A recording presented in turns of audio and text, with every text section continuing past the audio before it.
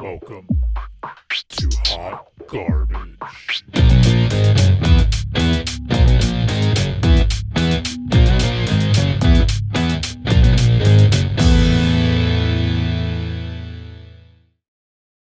Hello and welcome to Hot Garbage, where we are the only trash talk that matters. I'm your host Laura, and this is a big fucking episode because we took a break last week. What had happened was I was really sick, Crohn's disease. Shout out. Shout out, Crohn's. And shit just piled up. You know what I mean? Like we're behind, and like shit just piled up, and so we just fucking took the L. Yeah, sometimes you just gotta Yeah. We need a break. And so we're back, and this is a big episode because we're going to talk about both weeks. We're going to focus more on the second week, but we're going to talk a little bit about the week that we did miss a little bit. We'll just quickly go through it, mainly because I have a lot of things to say about Lexi. non-stop about Lexi. It's all we've heard. I'm fucking stop. Let me explain something to you guys. It has been consuming me, and I recognize it, and I said it to you guys. I said it's like fucking consuming me. I've literally like checked out of the internet a little bit too, like because it's so all consuming of me. Yeah, so I got some shit to say. Sounds good. Yeah, we'll get there. Yay. But yeah, so it's a big episode. Welcome. We're gonna do what we can. We're gonna see how fast we go through it. Fingers crossed. Also, like, I'm a little like, okay, so let's get into motherfucking share time, and I'll tell you guys why I'm a little like fucking like shaky. I don't know if shaky's the right word as much as it is like on edge. On edge. Mm-hmm. On edge feels like a good word. So I am a straight A student. Like straight A's. Got like 2 B's in my community college, and it was like my journalism classes that I'm now a mentor for my internship because I'm not bad at it. And I got a fucking B. Okay. So I am in this writing for public relations class. And my professor sucks. I hate her. I've hated her all semester. I've kept my mouth shut about it. These two know how much I hate her. I fucking hate her. Mm-hmm. Yeah, there's a little bit of hatred there. Yeah, Yes. Everybody knows how much I do not like this person. But up until now, like the grades that she's given me have like been earned, right? Like I've gotten pretty much all A's, but like I did get a B. And it's like, it's fine. Like that's all earned. Well, on my project, I got a C+, and I said, excuse the fuck out of me? A C fucking plus? And it's like right on the edge of a B. That's And I'm like, excuse the fuck out of me? So I'm like reading like what I wrote, right? Just so you guys know, I don't have makeup on right now. I just saw my own eyebrows. I don't have makeup on right now, not an ounce of it, because I was busy writing this email that we're going to talk about. I think fine. I think you look great. I don't have eyebrows. It's fine. A little expressionless today. But anyway, so I get the C+, and I read her feedback, and I read my story, and I'm like, fuck you, I did not deserve this fucking grade. And it's because of like this one part. And I literally emailed her and said, I didn't deserve this, and this is why. And I literally wrote it in a fucking email. And I think I might actually just like read you this part of the email. Like there's more that goes with it. Hi, Professor. Off to a great start. Yes. Right. I have never this email disagreed. finds you a whale. Right.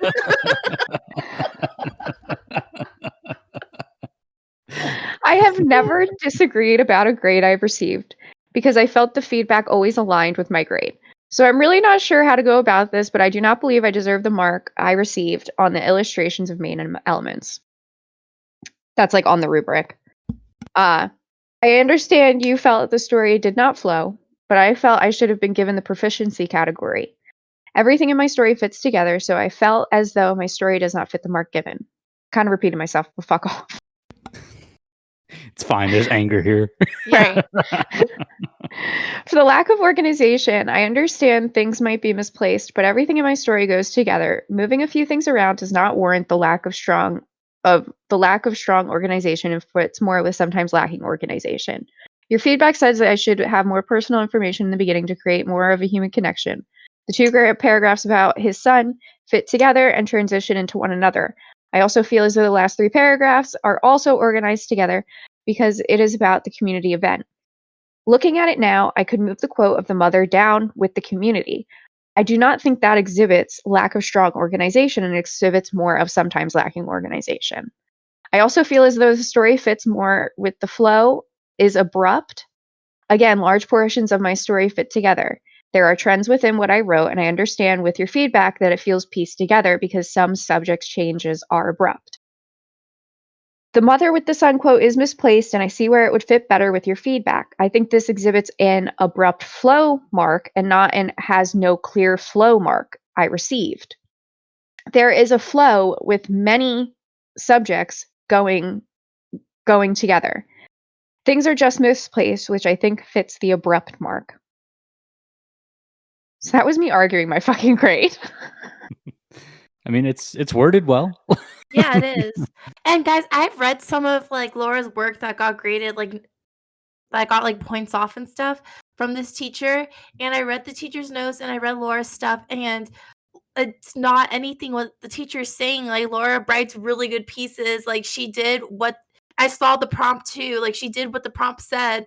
She was like not objective or anything. Like she was not being biased about anything, and she did what the assignment said. And she still got points off for being mean or something one time. Like I haven't seen Yeah. this one, but Forgot about because that. of that, I trust like what Laura's saying, and like I trust like her work and stuff. I've seen it.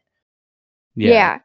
Like, this isn't the first time that, like, I feel like this woman is almost singling me out at this point. Like, I was, like, mean that one time. Remember when she told me that I was mean and gave me, like, 5 points off? Yes, yeah.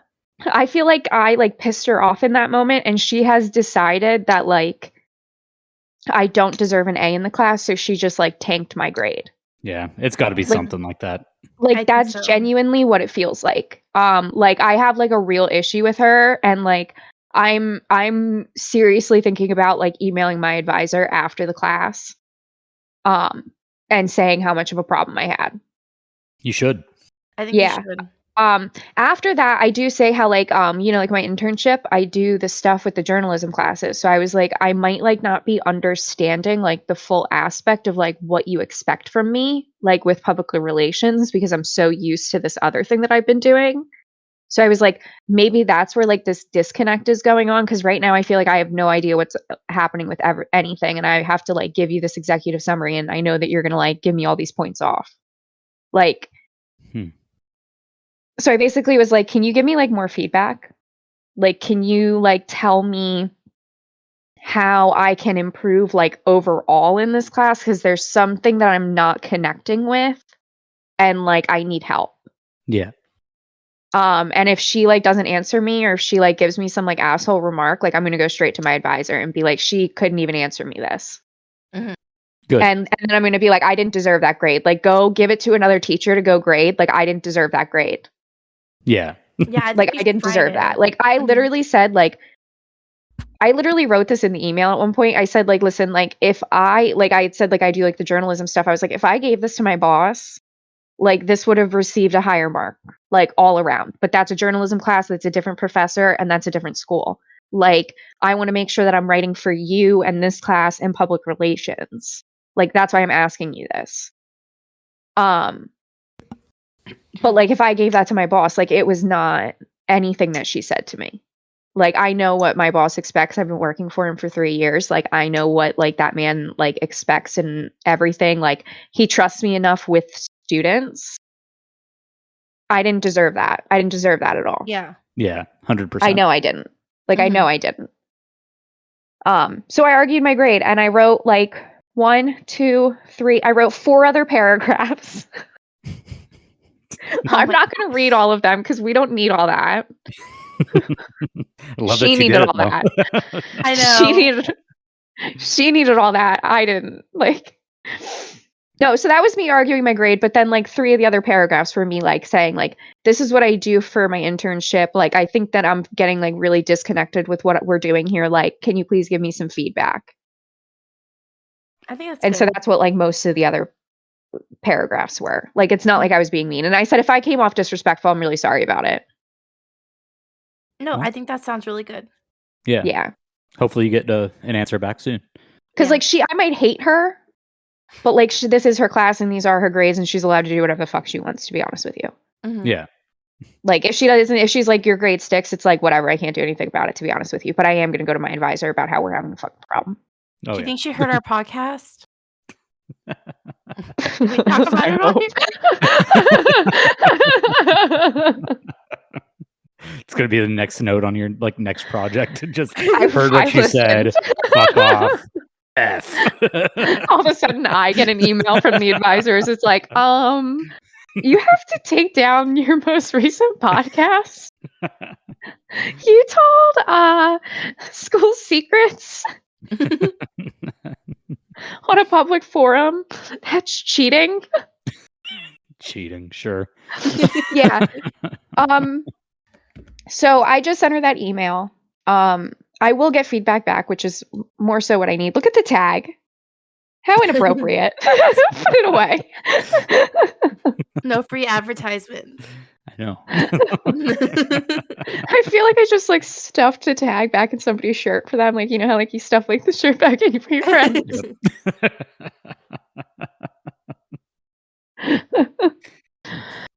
Feel better?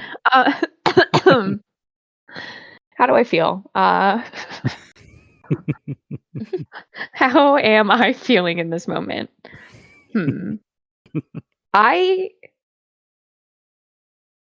How would I describe myself and my feelings in this moment? That's how we're going to transition. After all of that, that's where we're going to go. Okay. Yeah. So, how am I feeling? I don't know if it's like anger, right? Because like I still have like an A, like it's going to end up being a B probably.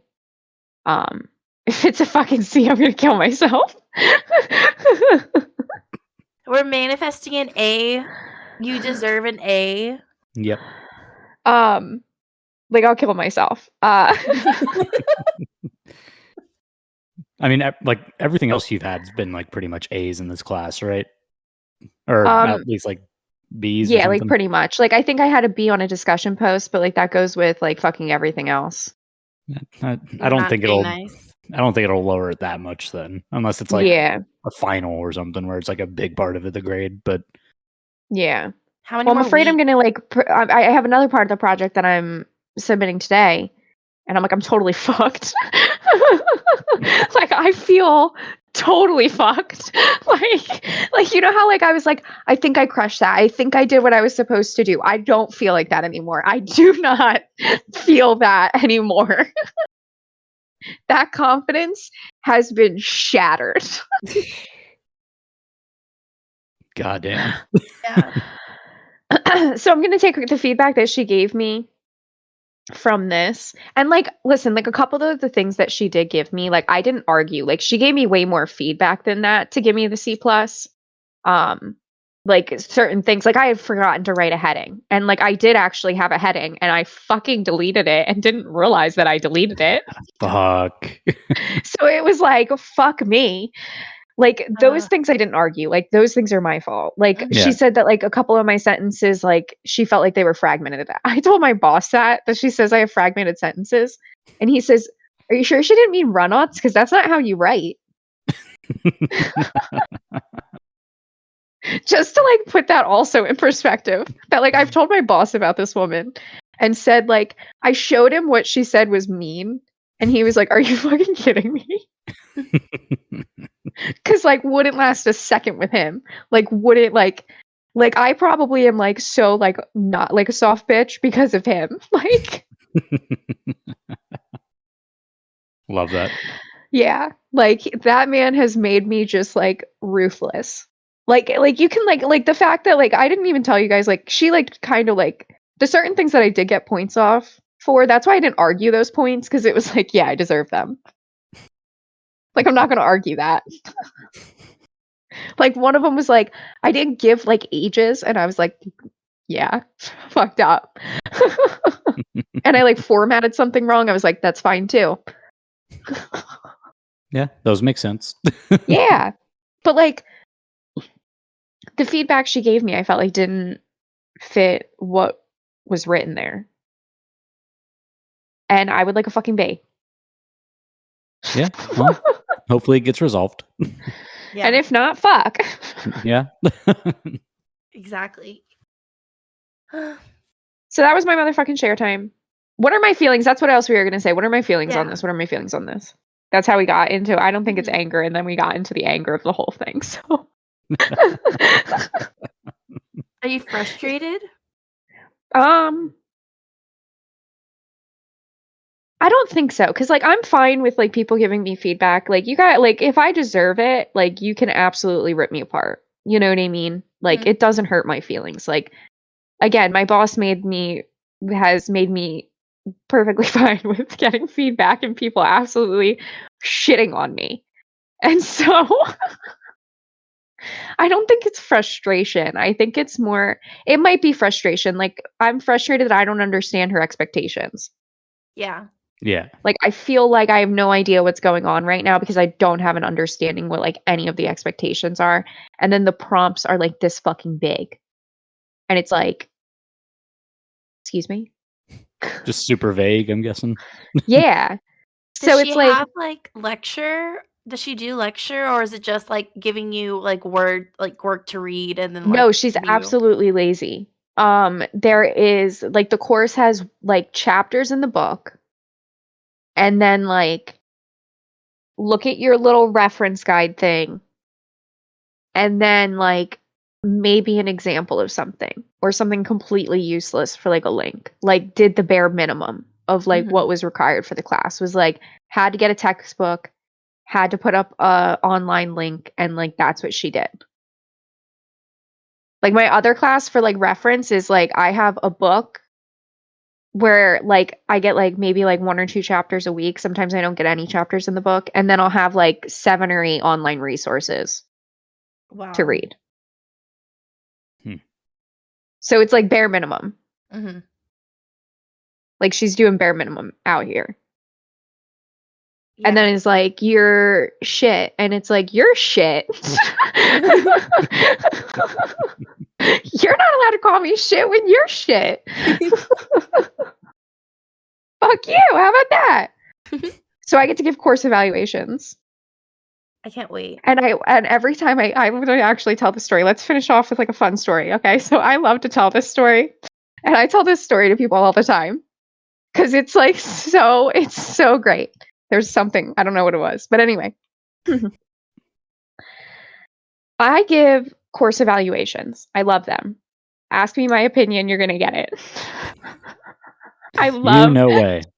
Can't I believe you love love to giving share my opinions. opinions. And so I do the course evaluations. I'm part of like that 30% of the class. Okay. So I give this course evaluation for this one class that I take that has me like doing like design stuff on like the computer, like Photoshop, all these things. Tyler, you remember me complaining about it. Yeah. Yeah, I hated that class. So I I give remember. this I give this whole review about how this class should be an elective because not everybody's going to do this, and if you work in a company, like they have a department for this, like this feels fucking useless. And when we started this podcast, the first thing I did was use things that I learned in that class for this podcast. And I love thinking about that every single time because I trashed this class. Like, absolutely, like, drug it through the mud. And then, like, the first thing I use in the real world It's from that class. from that class.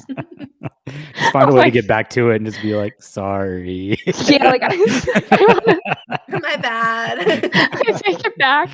I was wrong. I actually take it back.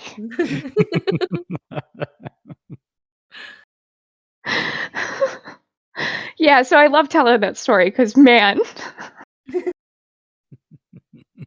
this isn't going to be that, though. This is going to be that, though. Yeah, it doesn't sound like that. It's not so much the class as it is with this woman.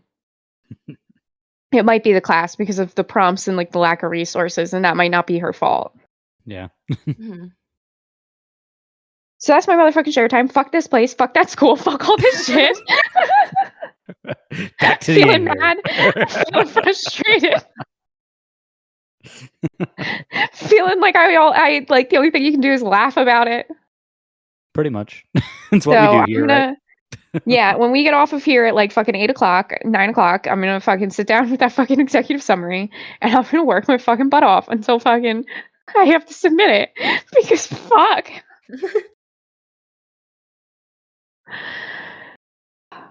It's formatted right, because I looked at an example online. All right. Stephanie, you want to go? Yes. I was gonna Like a fucking toddler. I just went. I can stop talking. Just Just nonverbal. Yeah. I just went like completely like fucking like 3-year-old temper tantrum toddler, folded my arms, stopped talking about it. Over C fucking plus. It's Phenomenal. valid. Okay, A valid reason. Stephanie, I'm sorry. Stephanie, it's your fucking turn. You're good. I was gonna talk about 2 shows, but I think I'm only gonna talk about 1 because I know we have a lot to talk about today. And Okay. I want to save my thoughts until I get to the end of Real Housewives, actually. So, or when I'm Okay. like caught up. Okay. So, spoiler alert, guys! If you are not caught up to the Traitors, please like skip ahead or something. I don't want to give anyone spoilers, but I have a lot to say because it ruined my fucking day on Friday. First thing in the morning, I wake up. It really did. It truly did, guys. I wake up and I'm mad because 1, it's Friday and I know I have to work the next day, and so it's not like a happy Friday. It's a I'm pissed off Friday because I have to work again tomorrow. And so I wake up and I'm like, you know what? New episode of Traitors is out. Let me get up. Let me start getting ready for work. In my in my shower, I for Christmas I got this little thing that you can put your iPhone in and you can watch TV while you're in the shower. So I started the show in the shower. I'm like, I actually want that. Same. It's oh my gosh, guys, this is my 3rd one because I wasn't using my last one right. My last one was great, but I wasn't using it correctly. Like I wasn't closing it all the way because like it's hard to like press stuff. So I would like it would stay open like this, and I would put it on the bottom, and then it wasn't meant for that. It was too much weight, and it just like fell in the shower one time. It fell on my toes like really hard. My phone got all wet. It wasn't fun, but I have a new one. I know not to use it that way anymore, and so I'm watching. I don't want one anymore. It comes in handy. I just like start shows from the beginning of the episode, so I don't have to touch anything. I am me. And I will get my phone completely soaking wet, so I'm just not even going to attempt it. Well, I highly recommend it for everyone else, but so I started in the shower, and this episode, everyone is kind of on to Phaedra, but everyone's annoyed with Pete. That's the whole basis of this whole fucking episode, Pete's guys. getting so annoying. Yes. Like that's the whole basis of this whole episode, guys. First off, somehow the idiot was able to say, no, I don't want to be a traitor, and has survived like 3 more weeks. It's like, okay. I don't get it. It's because the traitors are well, like, no, kinda so now smart. they're keeping him alive because people are starting to look at him like the traitor because he's not getting murdered. Exactly. So everyone, it's like it's really smart for the traitors, honestly. Yeah, to keep him alive at this point, because they're like, I mean, he keeps like pointing people out and he keeps like accusing people, and like, I mean, maybe he's not getting murdered. Exactly. And he's like, maybe they're not murdering me because like that's the plan. And they're like, or maybe you're the traitor.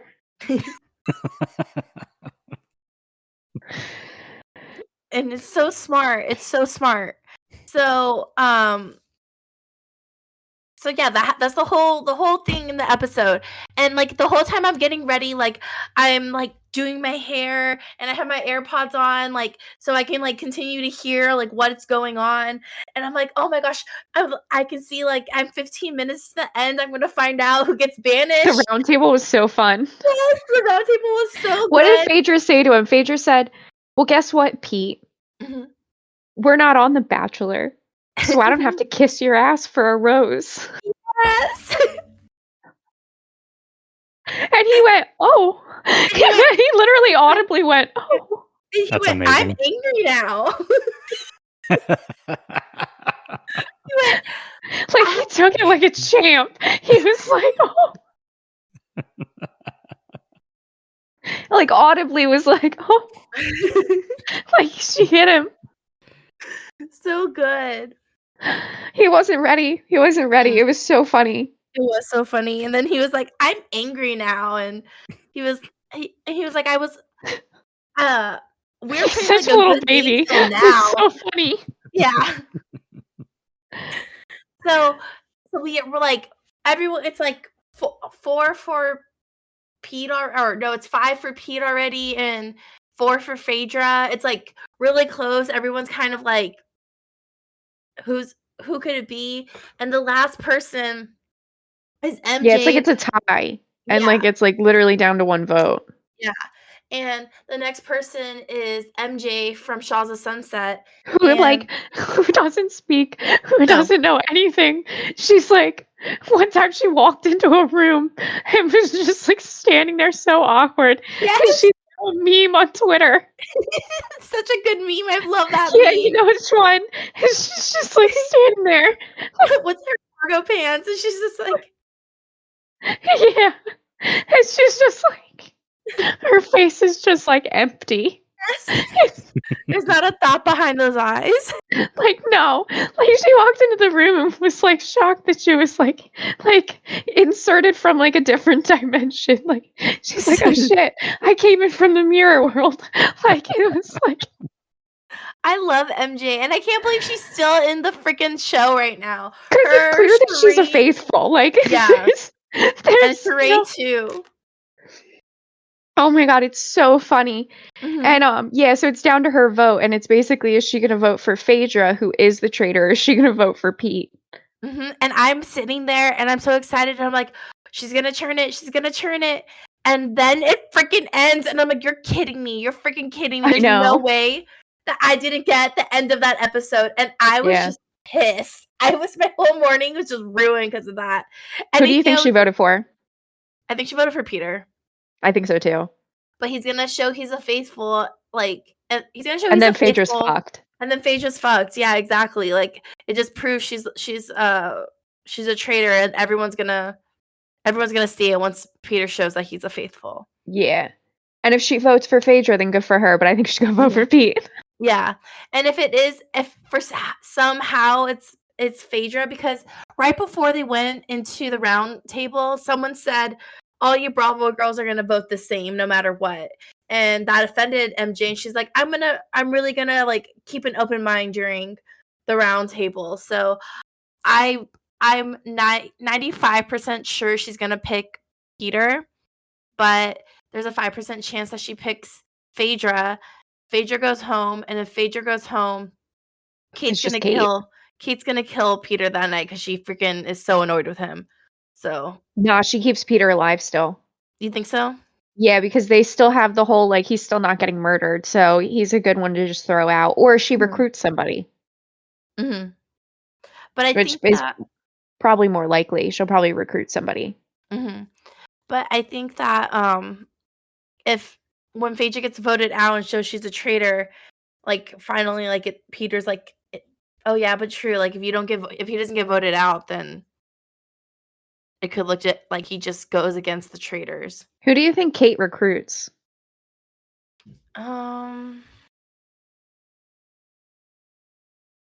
Maybe Sandra.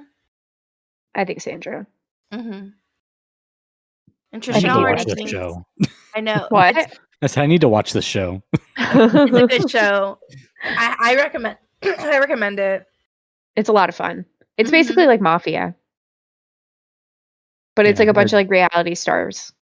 I think I told you all the other day I was gonna start watching it at my my parents' house whenever I was doing laundry, but like Mhm. for some reason like their Peacock wasn't working, so I couldn't watch anything. Like it Oh. was there, but it was like you needed like a premium version of it or something like that. I don't remember, but I'll probably stop watching Below Deck and throw that on tonight. So Yay!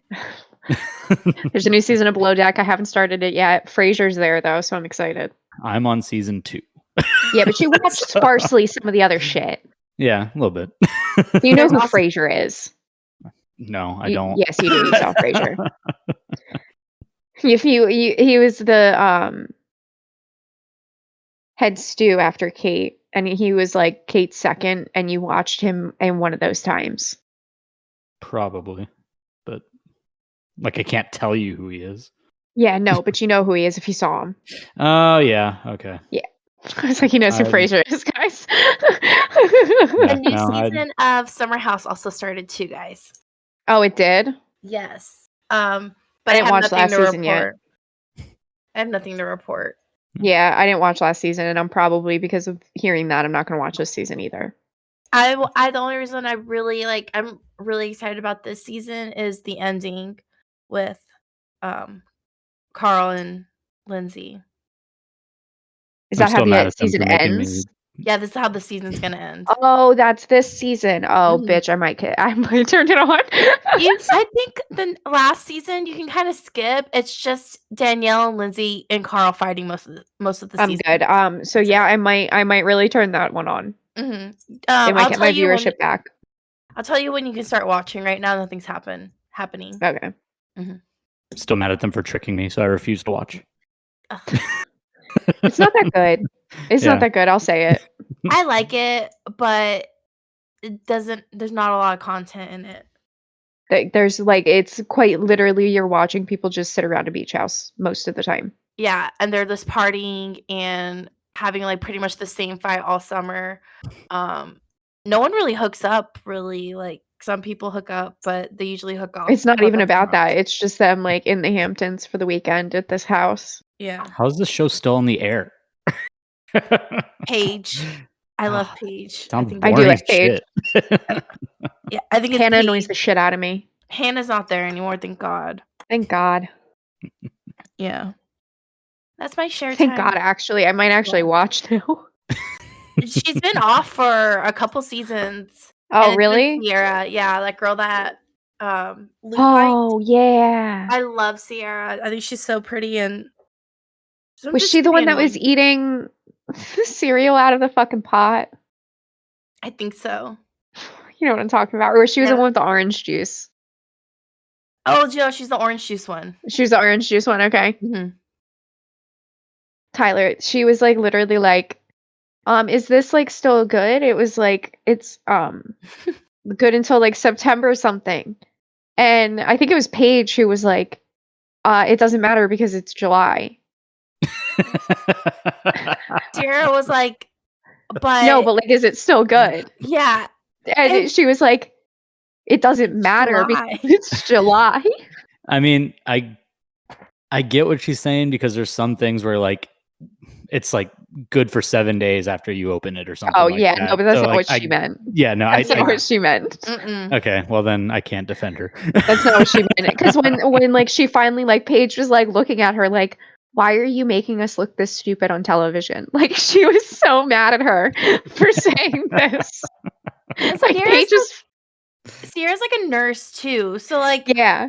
you have some brains, girl. Like, what are you talking about? That's And all so going to Paige- like saving people's lives, though. So you don't have Paige was time for like- common sense. So then I think whoever was sitting next to her then like clued in and said something.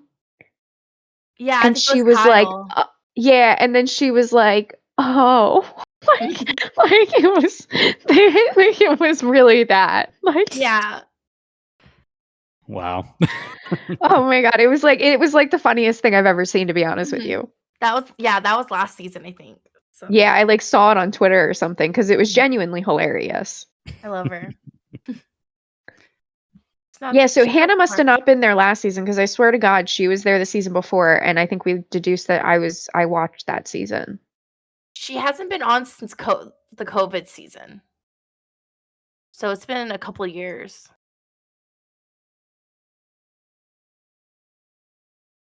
I wonder when I stopped watching. I wonder. Come back for Carl and Lindsay breakup. I haven't been here in like 6 seasons. You haven't missed much. Carl, Pages with Craig, which we all know, and there's been tons of randoms coming in the house every year. No one sticks except for Gabby. We love Gabby. And I don't know Gabby. Yeah, you wouldn't know Gabby unless you saw last season, which don't watch it. We just like Gabby. Once you get to this season, you like Gabby. And Kyle and Amanda got married in one season. That's like I didn't pretty watch much them get married either. You didn't miss much. So that's it. Yeah, so that's the content that happens on Summer House, and that's why we don't watch it, Tyler. Mm-hmm. Yeah, I'm not sold on it, so. Yeah. All right. I'm done. That's it? Yes. Okay. All right. So mine's a stupid one again, but I love it. I was walking Sorry, around Tyler. My store the other stomach day. is like, Oh, okay. it's like you could hear it. I mean, we couldn't I hear don't it hear it. over Discord, so it should be good. Oh, you couldn't? Okay, No. it was really loud. I thought I thought I saw my thing light up. I think you just like interrupting share times. Maybe. Maybe I Just like the from the sound of my own beginning. voice. Okay, so yeah, I was walking around my store the other day and happened to find this notebook that was perfect for me. If it shows up, it's not going to. Cool. Well, anyways, No. It says Chaos Coordinator. I love it. And so I've actually been like taking notes while we record to make my job easier. Oh, there you go. Chaos coordinator. I was like, Hell this is yeah, the perfect brother. notebook for this. So I Look at bought our it, and producer. if you see me like staring down, that's why. Look at our producer. Yes. Either that or I'm just doodling, because ADHD. That's okay. I keep like taking my rings on and off. So we had to take the bracelet from Stephanie. I have a part of Nick's belt, and then I have a tape measure that I've been playing with. We just need the to put middle of- Stephanie in like an empty room. And then this is like tape measure.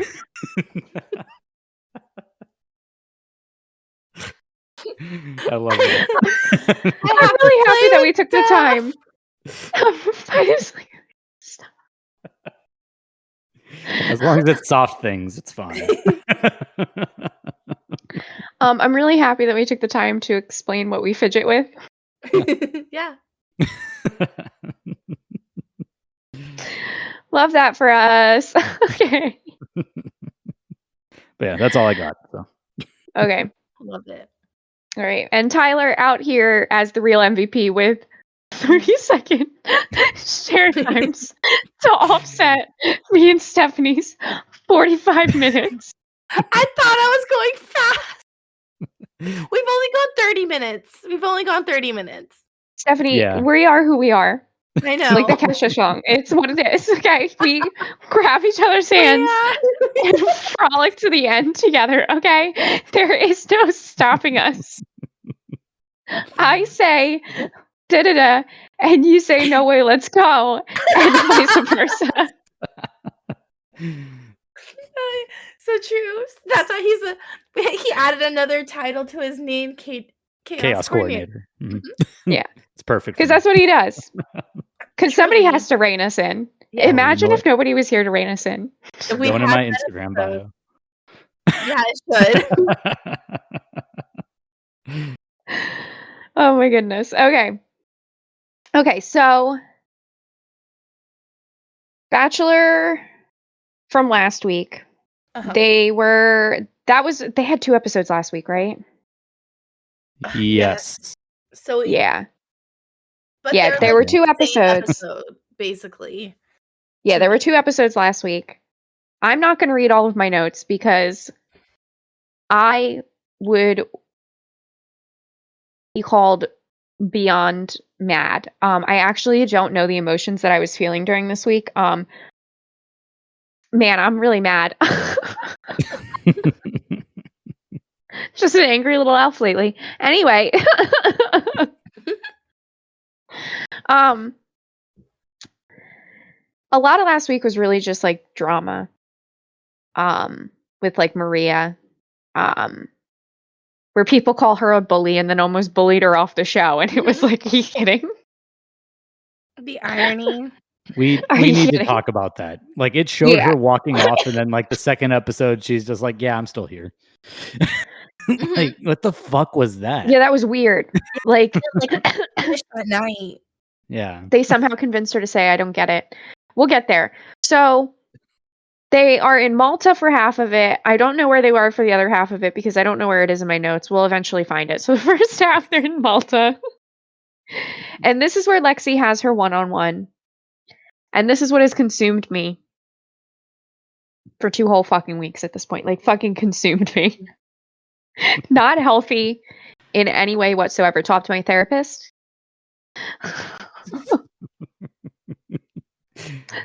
I love that that's the subject of your therapy sessions is reality Yes. TV. Let me tell you something. It wasn't so much reality TV as much as it was like my reaction to this. Yeah. Because that's what's inappropriate. I have like 2 pages of fucking notes about how mad I am, and that's why we're not reading it. Okay. Also because half of it is just mad ranting and like nobody needs that. So I have decided that I'm going to sum up this Lexi situation and why I'm so mad. So, and I'm also going to compare it to Daisy. I got fucking ripped apart on Twitter one day because of what I had to say about Lexi.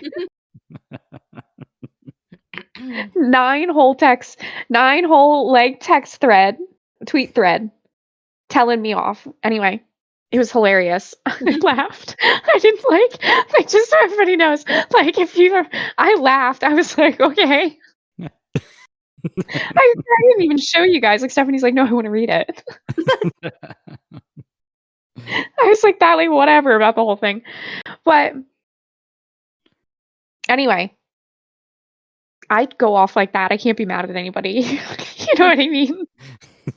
Like, who am I? So the thing about Lexi is when she was talking about her endometriosis, she really pissed me off. So I need to like preface this with like I think explaining like who I am a little bit. You know what I mean? Because I think that's where a lot of it comes from. Like, um, I have Crohn's disease. I've had problems my whole life. It was 30. You know what I mean? Like I have like all of these things. My house burned down. I have all these things that happened. And I never talk about it and I never like anything about it because I don't want pity, right? And so I also have endometriosis and I've had endometriosis for 15 years and I'm perfectly fucking fine with it. I would rather have endometriosis than everything else I have, right? And so a lot of the time I compare it to like saying like, well, at least you don't have MS. At least you don't have cancer. At least you don't have like lupus. You know what I mean? And I say that about my Crohn's disease too. Like I would take Crohn's disease over fucking half of this shit. You know what I Yeah. mean? And so this is how I deal with things. Like it's just like put on your big girl pants and fucking deal with it. Like shit happens. Shit happens to people. You know what I mean? Like I think like the thing that like I always say like when my house burned down, like the one girl said to me, these things happen to people who like can handle it. And like it has to happen to somebody, so it happens to people who can handle it. And like I've always thought that like after like she said that I was like that's fucking right. Like I'm a bad bitch. Like people like this shit would have like crumbled some people, you know what I mean? And like for me, it was like a wake up call and a smack in the face and I became a better person because of it. You know what I mean? But it's because I didn't feel sorry for myself. Yeah. I didn't ask for pity. I went to therapy, dealt with it, did my shit, and now I'm like, I'm a better person because my house burned down. You know what I mean? Like I learned things like empathy. I didn't have Yeah. that before. And so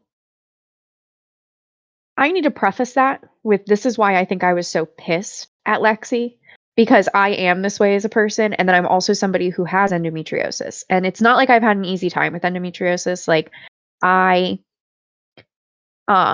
like we're gonna share some things today. I'm about to tell you guys something that like even like a lot of people in my family don't really know. Um I think I told you guys during one of my rants. But I ended up having an ovarian cyst on my right ovary when I was 18 years old. I ended up getting a kidney stone, which now we know is a symptom of Crohn's disease. Oh, And so I was 18 years old in high school, and we find this giant cyst on my ovary. It's the size of a lemon, and they actually think it's cancer. Um, they think it's cancer. There's a chance it's one of these endometriosis things, and they tell me this. But it's so big they're not sure. But they're afraid that it's going to kink off and kill the ovary, and there's a chance I go septic. They're afraid it gets bigger and breaks my pelvic bone. Um, or it explodes and it's so big that it gives me a seizure. So, like 3 weeks after I graduated high school, I had a major surgery for this. My gynecologist actually, he was like an old guy, and I still go to my gynecologist because of this. He's like this older guy, and he was like, I can get rid of this, but I'm going to give you a C-section scar. And you're 18 years old. So we're going to send you to this other woman who does laparoscopic and sends me off to this woman who I still go see. Like when I have problems with my endometriosis, like they had me actually consult for a hysterectomy because of my periods and everything like that. Like I actually got consulted for a hysterectomy, and she said to me that you are a candidate with like your periods and everything, but there are probably going to be more complications with removing the organ than if we just kept it. And so that's why like a lot of the times like hysterectomies aren't really like a fix for it, because you're still going to have lesions, you're still going to have issues. So anyway, I've had this for 15 years. I've gone to like this doctor. They removed my ovarian cyst. That's when they saw that it was endometriosis. So I had my surgery paid for through the insurance because of this cyst. Hmm. The only way to get diagnosed with endometriosis is with surgery. Like your doctor can say that you have it and put you on birth control and whatever, but like the only way to like actually have like a medical record of it is to go into surgery. And I don't need anything to tell me this because I've had this shit for 15 fucking years. Like I've read so much shit on it. yeah. Okay. Like I just know this shit. So a lot of like these surgeries aren't paid for with insurance. They are exploratory surgeries. And so the insurance doesn't pay for it all the time. And these surgeries are about $20,000 to $50,000 God damn. just to find out that you have endometriosis. So I do want you guys to understand that this is the surgery that Lexi had to find out that she had endometriosis. And she didn't explain any of that. And that's the things that I think that she should have explained. Like if you're trying to bring awareness to endometriosis, I think these are things that you should have bring more awareness to. Not that you are anyway. Okay. So I'm not going to invalidate her. That's not what I'm going to do here.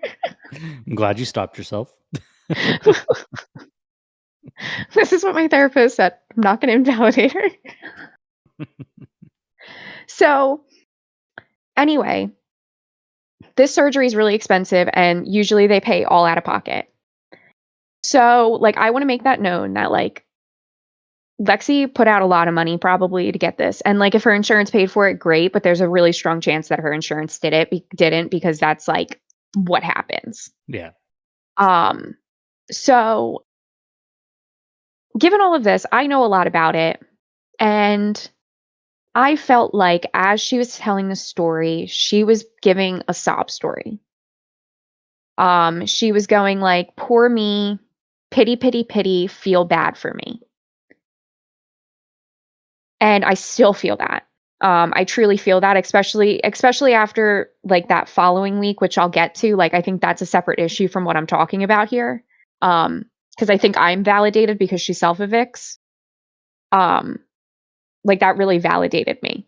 Like that next week when she self-evicted, I felt really validated. Because like the thing that was making me mad was I am somebody that understands my disease very much. And the first thing that comes out of her mouth is, I have stage 5 endometriosis. There is no stage 5 endometriosis. And for the woman that berated me on Twitter about conflicting information, there is no conflicting information on this. There might be about other things, but not on this. There are stages 1 through 4. There is exactly one website that you can find that says stage 5. It's endofound.org.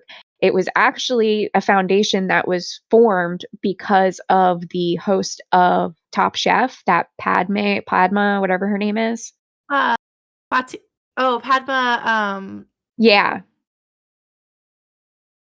You know who I'm talking about. Yeah. Oh my gosh, I know her last name. I can't think of it. Yeah, you know who I'm talking about. Mhm. She is actually the one who founded this organization because she's been an advocate for endometriosis since she started Top Chef. Like, she's done this for years. And so Sorry. there it is. She's been trying to get the like doctors to like reevaluate the stages because it does need to be reevaluated and there should be a stage 5.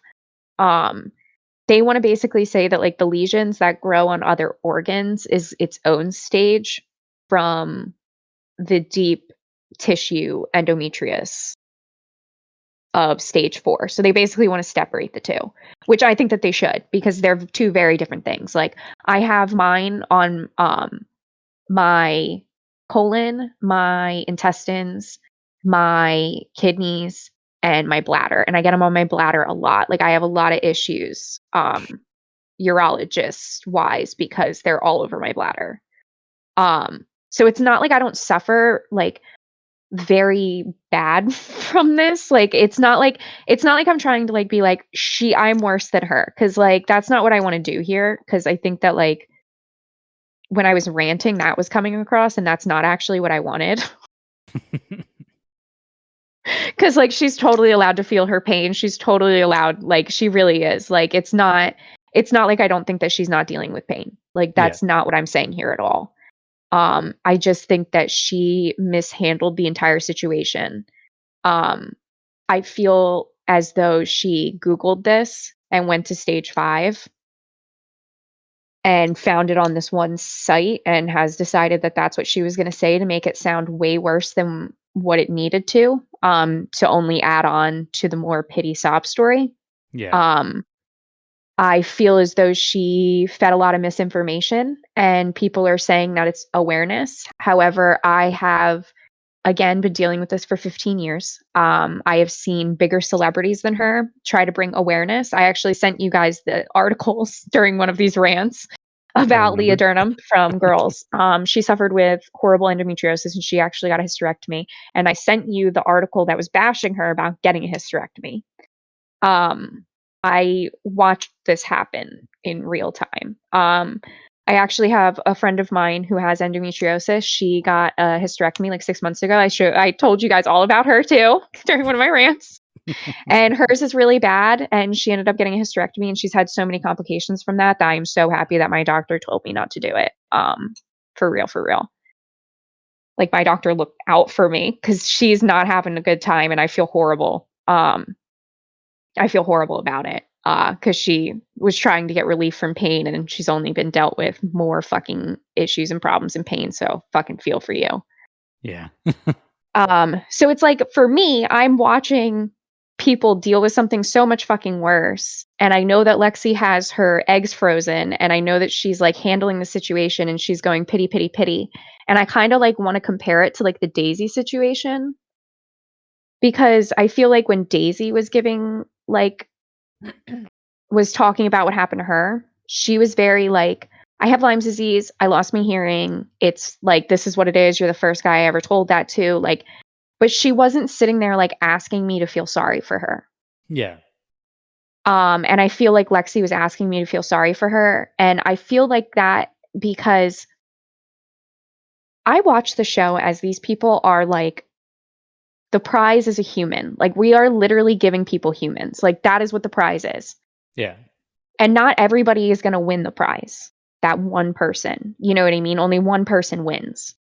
And so they come up with contingency plans. Like, like if I hit it off with the audience enough, I can be the lead bachelor and get $100,000 paycheck. Mm-hmm. If I get like the audience likes me and I get a following, I can go on Paradise and get in a real relationship and get more followers and get more money. Because Jason Tartick from Trading Secrets, he basically said on one of his podcasts that if you have 1 million followers, you make $1 million. Like, you can go find that podcast. Like, I'm almost positive that's what's said, because I'm almost positive that's what I remember hearing. Like, I listened to it. Yeah. And so what I'm watching is Lexi give false details to make it sound worse than what it is. Like, as somebody who has endometriosis, like, I know it sucks, but like, we could have really drawn a different short straw. Be for real. And I feel like she tried to make it sound like she was gonna die. And Joey has no idea. Most people don't have any clue what endometriosis is. And she barely explains what the actual disease is, and then just goes into, mine is so much worse because I have stage 5 and I have all of this, and I can't have kids even though I froze my eggs. I can't have kids. I'm infertile. And that's not the case at all. Like, the surgery that she had actually cleans out all the scar tissue, and it actually makes it easier for you to get pregnant and like a embryo to implant on the side of your uterus, which is really what the issue is with the infertility, is you're covered in scar tissue from all these lesions and everything like that. So they scrape it all away. It's like a DNC, like if you were going to have an abortion, they scrape all that away, and it makes it easier for the eggs to implant on the side. That's literally what the fucking surgery is. They actually don't give that to women unless like they want to have kids, because the scar tissue like grows back. So like, that's also what leads to a lot of hysterectomies too, for people with endometriosis, just to also put that out there. Because again, she came out here and gave no information about the actual fucking disease and just said, woe is fucking me, poor fucking me. And it's like, what pity do you want from me? Yeah. Like after everything I just said, what pity do you want from me? And I think that's what pissed me off so much. That makes sense. Yeah. And so I'm not trying to invalidate her, and I want to like throw that out there, because I feel like that's what's like everybody, I think that's why the girl fucking yelled at me. Pretty good chance, I'd say. Cuz like, she's totally allowed to like have these feelings, but like, I also felt sorry for myself for a very long time, and like, they told me I was never going to have kids. Like, I really don't have a chance of having kids. Like, I don't have enough money to freeze my eggs. So that's number 1 on the fucking list. And number 2 on the list is like, when I was like 20, they told me I had like a 15% chance of having a kid, and then holding it to term is even less than that, because I also have other complications that comes with mine. And now we also know the Crohn's disease on top of it, so that's even less of a chance now. So like, it's never been like in the cards for me that I'm going to have a kid. So I just put my whole life like thinking I would never have a kid, right? Like, you just imagine your future not with kids. Yeah. And so now that I've become older, I've like reevaluated. I stopped feeling sorry for myself. And like, now I think about it and it's like, I would go adopt like a 12-year-old kid. Like, those kids that are like in the foster care, and it's like really hard to get adopted because they're not like kids and people don't want that. Like, I would go adopt them. Like, I would go foster them. I would go do all that stuff. And like, maybe that's like what I was always supposed to do. You know what I mean? Yeah. But I wouldn't have, but it's because I stopped feeling sorry for myself that I had a different outlook on the whole thing. Yeah. There's always other like options. Right. Like, And listening to her be like, woe is fucking me, like, really set me off. yeah. I think don't blame you. I think I explained that pretty fucking well. Yeah, definitely. Go to therapy. It helps. Go to fucking therapy. I think that's one thing we've always pushed on the show. Yes. Like, Go to therapy fucking therapy. works, guys. We love therapy. Because look at that. Look at that. I went from fucking 3 pages of hatred. Because that's the thing. I've always been championing on this. Like, I've always been like her champion on here. Like, how many weeks have I come on here and you guys have been like meh about her? And I'm like, no, I really like her. You know what I mean? Like, I Yeah. was out here for her, and then she comes out here with that shit, and I was like, "Girl." And then she handled it I think that she handled that entire situation, like, really poorly. Um, I think that, like, if she was gonna bring awareness, she should have talked more about the disease. But I don't think she knows enough about it, and she just wanted a sob story, and that's why we got what we got. I Yeah. truly believe that in my heart. Which, like I said in the text, like I can't really talk about it Yeah. because I have no way to relate to it at all. You're like, "I'm But a the man, way, I'm not saying shit about your cramps, I'm not saying shit yeah, about shit." I'm just gonna be here. And That sucks. Like, you want some ice cream? Tyler Tyler has made it abundantly clear that he is not going to comment on this situation because he is a man and he does not feel that he has a right, and I Yeah, think that that is justified and allowed. yeah. But I think you laid it out perfectly, and like I definitely get like what you're saying, and like your therapist told you, like you're both valid. Yeah, Like she has the right to yeah, feel the way she does. You have the right to feel the way you do. So, yeah, but and you definitely I'm phrased it well. So, good. Go to therapy, y'all. Yeah, but no, it just I feel like it was a mishandled situation, and that's what I'm gonna chalk it up to. And y'all, sometimes you should really let your anger subside. As an Aries who's a lovely little fire inside of her and loves to like speak before she thinks and just like gets caught up in so much shit because of that. Yeah. Yeah. relatable. Relatable. Um, yeah, so that's how I feel about Lexi. After that, we had a group date, which was some, I literally wrote some gladiator thing. I don't know. I'm still mad about Lexi. I didn't even pay attention to that date. I didn't Yeah. either because I said some gladiator thing. I don't know. I'm still mad about Lexi. Look, I was already mad that I had to watch like 2 of these things. So Oh, like I know. I was not here. Yeah, when I we didn't watched need it, all that. but yeah. Um, so Kelsey T ended up getting the group date rose. And I don't know why. And I I don't said, remember. I don't know why, Joey. I feel like he's just handing roses out. I feel like he's like, you get a rose, and you get a rose, and you get a rose. And there is really no thought process behind it because he has like his top like 3 already. So the rest of them are just like haphazard roses. I don't feel like he has as good of a connection with all these girls as he kind of like makes it seem like he Yeah. like keeps telling multiple people, I can't stop thinking about you or like I thought about you a lot and stuff like that. Yeah. Like there's people that I know he's thinking about, and I don't think Kelsey T is one of them. Honestly, like they don't have that big of a connection. Yeah. No. Like I was like, we're just haphazardly throwing out roses to people. Like that's truly what it felt like. We've said it before. Joey's a fuckboy. Like Yeah. he's just Like saying what even everybody wants to hear. like Daisy, like when you think about Daisy, like she's probably like the front runner right now. And when you think about it, he doesn't really like her. He likes the idea of who she is. Yeah, he likes Maria. Yeah, but I think Maria's gone at Fantasy Suites. Mhm. I think she makes it to Fantasy Suites and then he kicks her. I think her and Daisy are gonna be the final 2.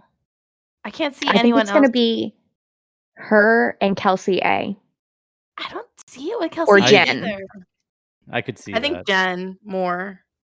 Jen more Any of than those Kelsey 4, A. really, I could see. Yeah, because he's more excited. He was more excited about Jen than he was with Daisy on his date with Jen. Yeah, but I think he likes the idea of Daisy. Yeah, And I think Daisy reads that. Like I don't think that that's lost on Daisy. Like I think that Daisy feels that and that's why she said that one comment. I think it was in this episode actually, where she said something that was like, I need more time to get there with him. Mhm. And I was like, she feels it. Like she feels it. Like she also understands that he likes the idea of her, not her. And I feel like it's the same way with Maria. Like he likes the idea of who Maria is and not actually who she is. Yeah, Yeah, I get that. but Like he's almost fitting people into like perspectives. yeah, I think he has more sexual tension though with Maria than he does with Daisy. Yeah. Or Yeah. sexual chemistry. Yeah. I agree. Um So then there's the 2-on-1 with Maria and Sydney pissed me off just as bad as Lexi, and I don't want to talk about Sydney at all because she ends up getting evicted, and that's Bye. what Thank I'm gonna God. call it. Yeah, I don't even want to talk about it. She was. It's she just gonna literally- make me mad. Yeah, she was Yeah. lying. Yeah, she lied the whole time. And the one thing that I think that we should talk about is, do you think that she said that lie with such confidence because she's Ashley I's friend? Like, I do think you so. think that she like straight nepotism babied and was like, they'll protect me because of Ashley I? Because Ashley I and Ben Higgins, their podcast, I'm almost positive is owned by like Bachelor. Like, Yeah, it is. yeah. Mhm. So like, did they think that like that I was gonna thi- help her out? I think so. Probably. Yeah, because I feel like the only way that like it's a bold-faced lie and you're going to it with the death of that face, it's nepotism. You Mhm. thought nepotism was going to save you, and Yeah. the producers are like, I don't give a fuck who your friend is. Like fuck. Like half of them don't even like Ashley I probably. So. She's Like, just there. yeah, they're like She's a success story. There's not many of them. yeah. So. Which Fuck is like Sydney. another thing that I need to get to with the Lexi thing, but that's going to come later. That's a different conversation. This is why she's been consuming me. Yeah, so I have 2 pages of why Sydney pissed me off so much. I called her Satan's spawn at one point. Not wrong. I said, what hell broke loose after the party? What did we miss? Because, like, if they didn't show us that, like, what the fuck did we miss? Yeah. Like, I actually want to see that. Because that would Yeah. make this season fun. Mhm. Right now, I'm hating this. There's a weird like positivity to this season. And I don't like it. But But also, like, a weird, like, toxic positivity. Like, it's not a good Yeah, positivity. I mean- like, think about the positivity that Leah's little bullying ass exhibited. Think about the positivity that Sydney's little bullying ass exhibited. Think about the toxic positivity that, like, Jess exhibits. You know what I mean? It's like everybody's like this toxic positive. Oh, well, we're all here for the Yeah. right reasons and Maria isn't. And it's like, Yeah. Yeah. But there's also like I don't remember if it was one of last week's or no, it was this week's episode, I think, where like Joey was having his whole like crisis or whatever, where he was like, what the fuck was he even talking about? I don't even remember. Really insecure, I think. Yeah, like it's a weird turn for The Bachelor. And did he start crying? He's worried that whoever he picks isn't gonna like him or something like that. Yeah. Yeah. Okay, I remember the And- conversation. Did he like tear up too? I think so. I think a little bit. Yeah. Yeah. Okay. I remember the And, like, conversation. I was like, what's the that- conversation? That coupled with all of like the foreshadowings at the beginning of the episodes and stuff like that, where like Yeah. at the very beginning of the season we see him crying alone and stuff like that, and they keep showing like cars driving off and shit. Like, you're spoiling it. Yeah, like we know what Like, happens at the end. Like we Yeah. know that like he gets left there because you said it's never happened in Bachelor history before, and we know Mhm. Brad Womack didn't pick anybody. yeah, Like, so, like Brad Womack was literally at the end and did not pick either woman. So Mhm. that's already happened. So what is the other outcome? Neither of them show up. yeah. So I think he sends the runner-up home, Yep. and then he waits for the first person to show, which I think is Daisy, and I she think doesn't so. come. I think that's what's gonna happen. I think that Daisy understands that he doesn't really like her. He likes the idea of her, and she like hard ejects. Mm-hmm. Yeah, I feel like that's why I'm having like such a hard time like actually getting invested in this season, because like You feel like you know what's gonna happen. yeah, like I don't Like, what do don't I care? Like this is all for nothing. Show me who leaves him. yeah. Yeah. Let's We're just getting get it close- over with already. Yeah. I mean, we're getting close to the end. I feel like this next week it's gonna be the week that they choose who's gonna go to hometowns, and it's hometowns fantasy suites. Hometowns are so boring. The whole season's been boring, and we still have hometowns. It's supposed to have been drama, and that's what last week was. It was just 2 episodes of the same drama. Like, I feel like we Yeah. don't even talk about about episode 5 that happened the next day. Yeah. I don't even Yeah. remember what happened, but it was mostly just Yeah. drama. And they Yeah, cut like, out the best okay, part. I Like, know. Like, apparently whatever fucking hell broke loose. Like, shit. So we get to the cocktail party, and everybody just kind of like dog piles on Maria. Like, that's really kind of what happens. Yep. Was it this episode that Jess was saying shit, or was it the next episode? The next episode. Okay. Because this episode was just Leah, and then the next episode you find out it's Leah and Jess. Okay, so we'll get to that in a minute. So basically, they all just kind of dogpile on Maria. Leah, I don't so Leah like approaches Medina and was like, I'm friends with Sydney and so are you. Why are you being nice to Maria? And she's like, so because I'm friends with Sydney, you have to be mean to Maria? And she's like, that's not what I'm saying. I'm like, Leah, that's exactly what you you're said. saying. Like, you said you have to be mean to her because of Sydney. And it's like, okay, so now we know why you're making up lies. And Medina like refused to do it. And she was like, what the fuck? And she was actually the one that like came to Maria's aid because Maria pretty much is like, I'm done. I'm the fuck out. They won. And then we get on to the second episode, which was the aftermath of all of that.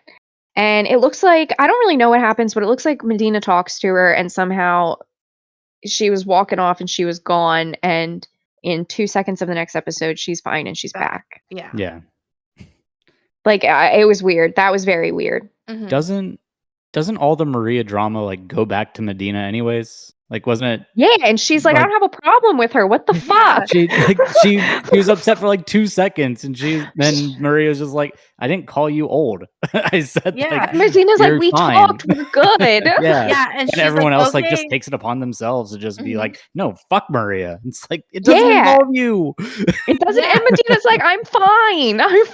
I like you. So we have a rose ceremony, and Edwina and Allison, the other sister, get sent home. And then they head off to Spain. Kelsey A gets a one-on-one. I'm pretty meh about her, but he really seems to like her. I don't get it. That's why, actually, this one-on-one that I barely watched is actually why I think that she's going to be the runner-up that he sends home. But I could see Jen taking that spot. But I think he gets rid of Maria after Fantasy Suites. I think it's gonna be Maria and Daisy. I don't think he sends Maria home for Daisy, and I also don't think he sends Daisy home for Maria. Yeah, so one of them has to be gone. Yeah, like I don't see him sending home either one of them for each other. So I don't know. I don't see Kelsey being a final 2 girl. Okay. Maybe Jen, but I don't know. I could see Jen. I could see Jen. He really likes Jen. Joey's standard if he really likes Jen. Yeah. As much as he can. Let's, in the comparison of how he feels about the other fucking women. So then there's another group date, and it's painting. Leah won't shut the fuck up about Maria. Jess ends up winning. Great. Then Rachel gets a one-on-one. I didn't really watch it because I'm going to be for real. I'm going to be for real right now. I need to be for real. Something about Rachel annoys me. Okay, I didn't want to say it either, but same. And I don't know what it is. Yeah. She's phony. She's phony. Yes. Like the reactions that she has, the things that she does, it's phony. It feels like an act. I want to say that she could be a very nice person. Like, I don't get evil vibes from her or anything like that. Like, she could be a very nice person, but how she's acting on the show is not her.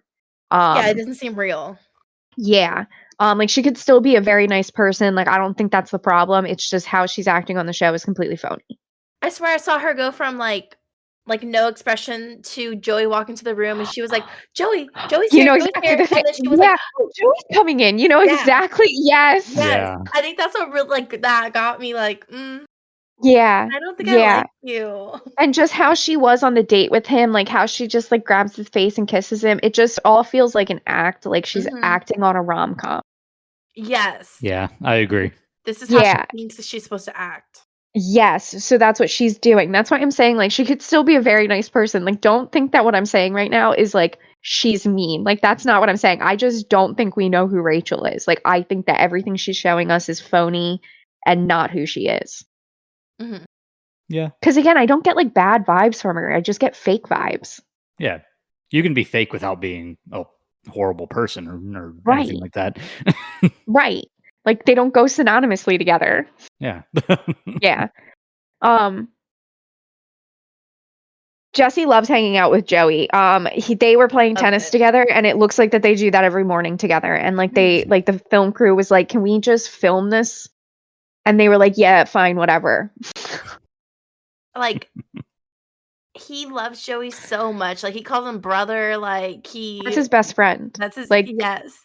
Jesse Palmer made a best friend on The Bachelor. Like he came here for a paycheck and to meet Joey. He hates everything else about the show. Yeah. He is probably the reason why Paradise is postponed. He's like, I really don't want to do that again. Yeah. Can I please not do this? Can we Yeah. like wait another year before we do this again? Like I Get somebody really else for don't that want to. garbage. Yeah. He's like, what I would much rather do is go on the Food Network competitions and go eat those kids' desserts with my best friend. Joey. No, I forget her name. What's her Oh. name? She's like an older woman. She's like gray hair old woman. Like, I mean, like, I forget her fucking name. It's like Patricia or Kathy or Patty or something like that. I don't know. I'm bad with names. You guys know this. And that's I who don't he ever like. watch those. Yeah, so when they were like tasting the food, when it's like really good, him and like this woman like look at each other and like they give each other faces. It looks so good. Like that's what Jesse Palmer wants to do with his life. I don't blame him. Yeah, I would love to do that. he's such a different person. Like me and my mom like crack up because I had my mom watch some of him on Paradise. And she's like, I see what you mean. I mean, he's a completely different person on the two. Like, my mom was like, 100%, they're completely different. Like, she's like, that's Jesse. Wow. So anyway, so then there's a cocktail party. This is when Daisy said, I need more time to get there. This is, I wrote that down. So this is where Daisy says, I need more time to get there with Joey. And that's when I said things are going to fall apart. And Daisy is at the center of that.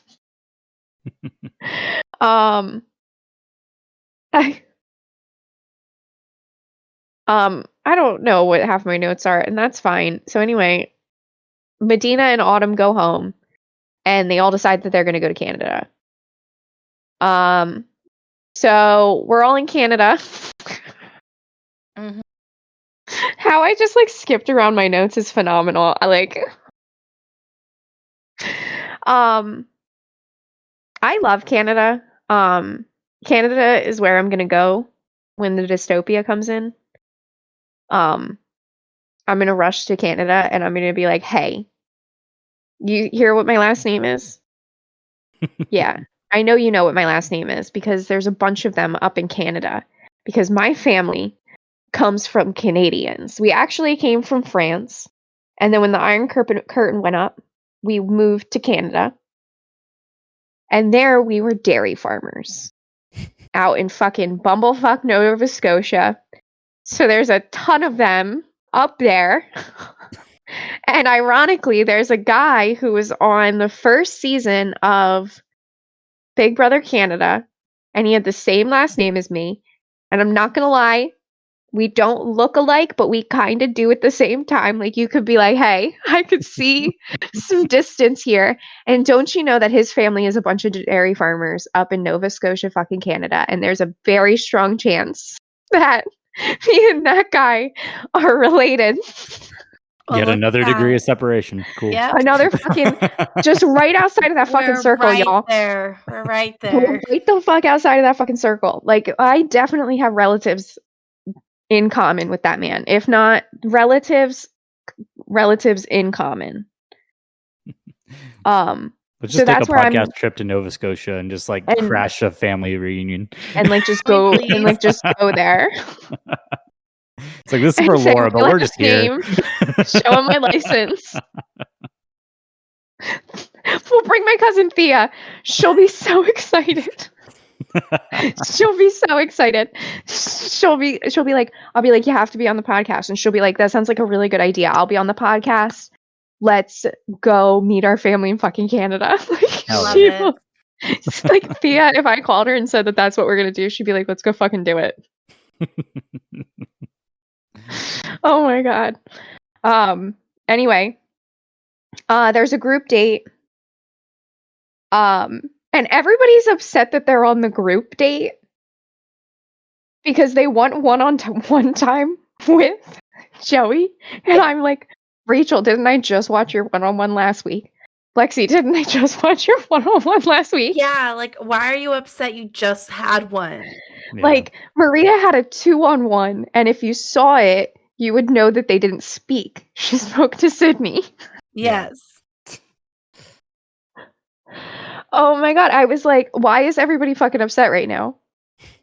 Like, every single person was butthurt, and I was like, what the fuck? This is happening. Well, I know like Leah and Jess were like upset because Maria got a one-on-one. And like they're probably like upset because of that. Because it's Maria. Okay. Yeah. I don't know where it is. Did Jess do her dumb shit yet where she was all pissed off that Maria pulled him? Or is that coming up? No, it's coming up. Okay. Okay, Or we'll did it wait. happen in the I don't last know. We'll episode? figure it out. We'll keep going. Fuck it. Who gives a shit right now? Oh, no, it already did happen. It already did happen. Okay, so let's go back. Let's go back.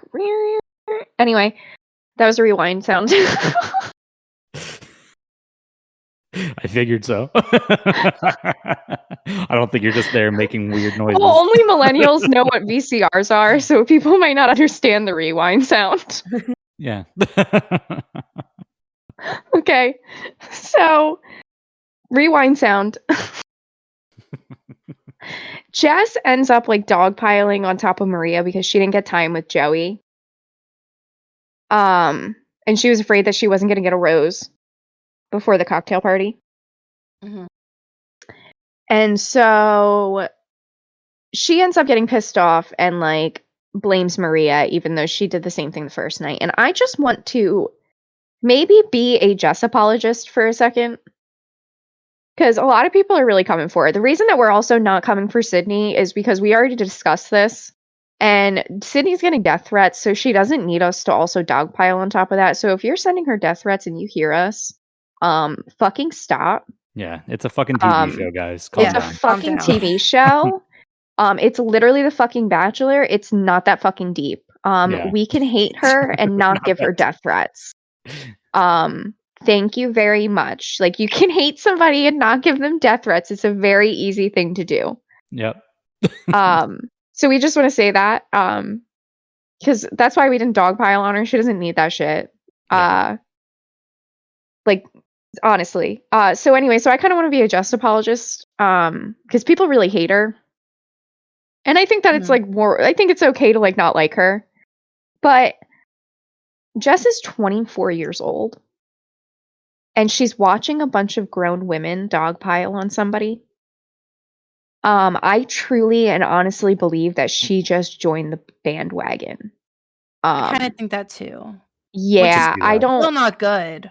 know. And it doesn't condone her behavior. But she did apologize. And I think that's also why she said, like, you don't see everything, because I think she's like, I'm not that bad of a person. And I'm going to have to say that I agree.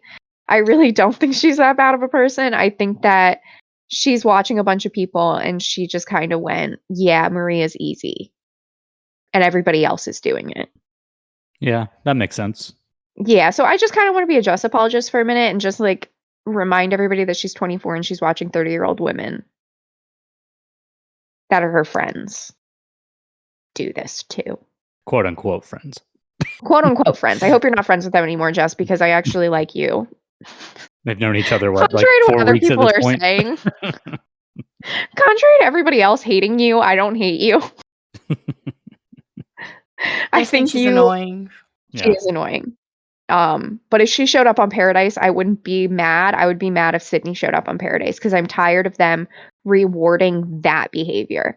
Like, you can be a villain of a show and be a Jess, right? And I don't hate you. Like, whatever. I think everybody needs a good villain. And then there's these people that take it too far. Shanae is another one. Sydney, I forgot her fucking name already. Thank God. And I think these people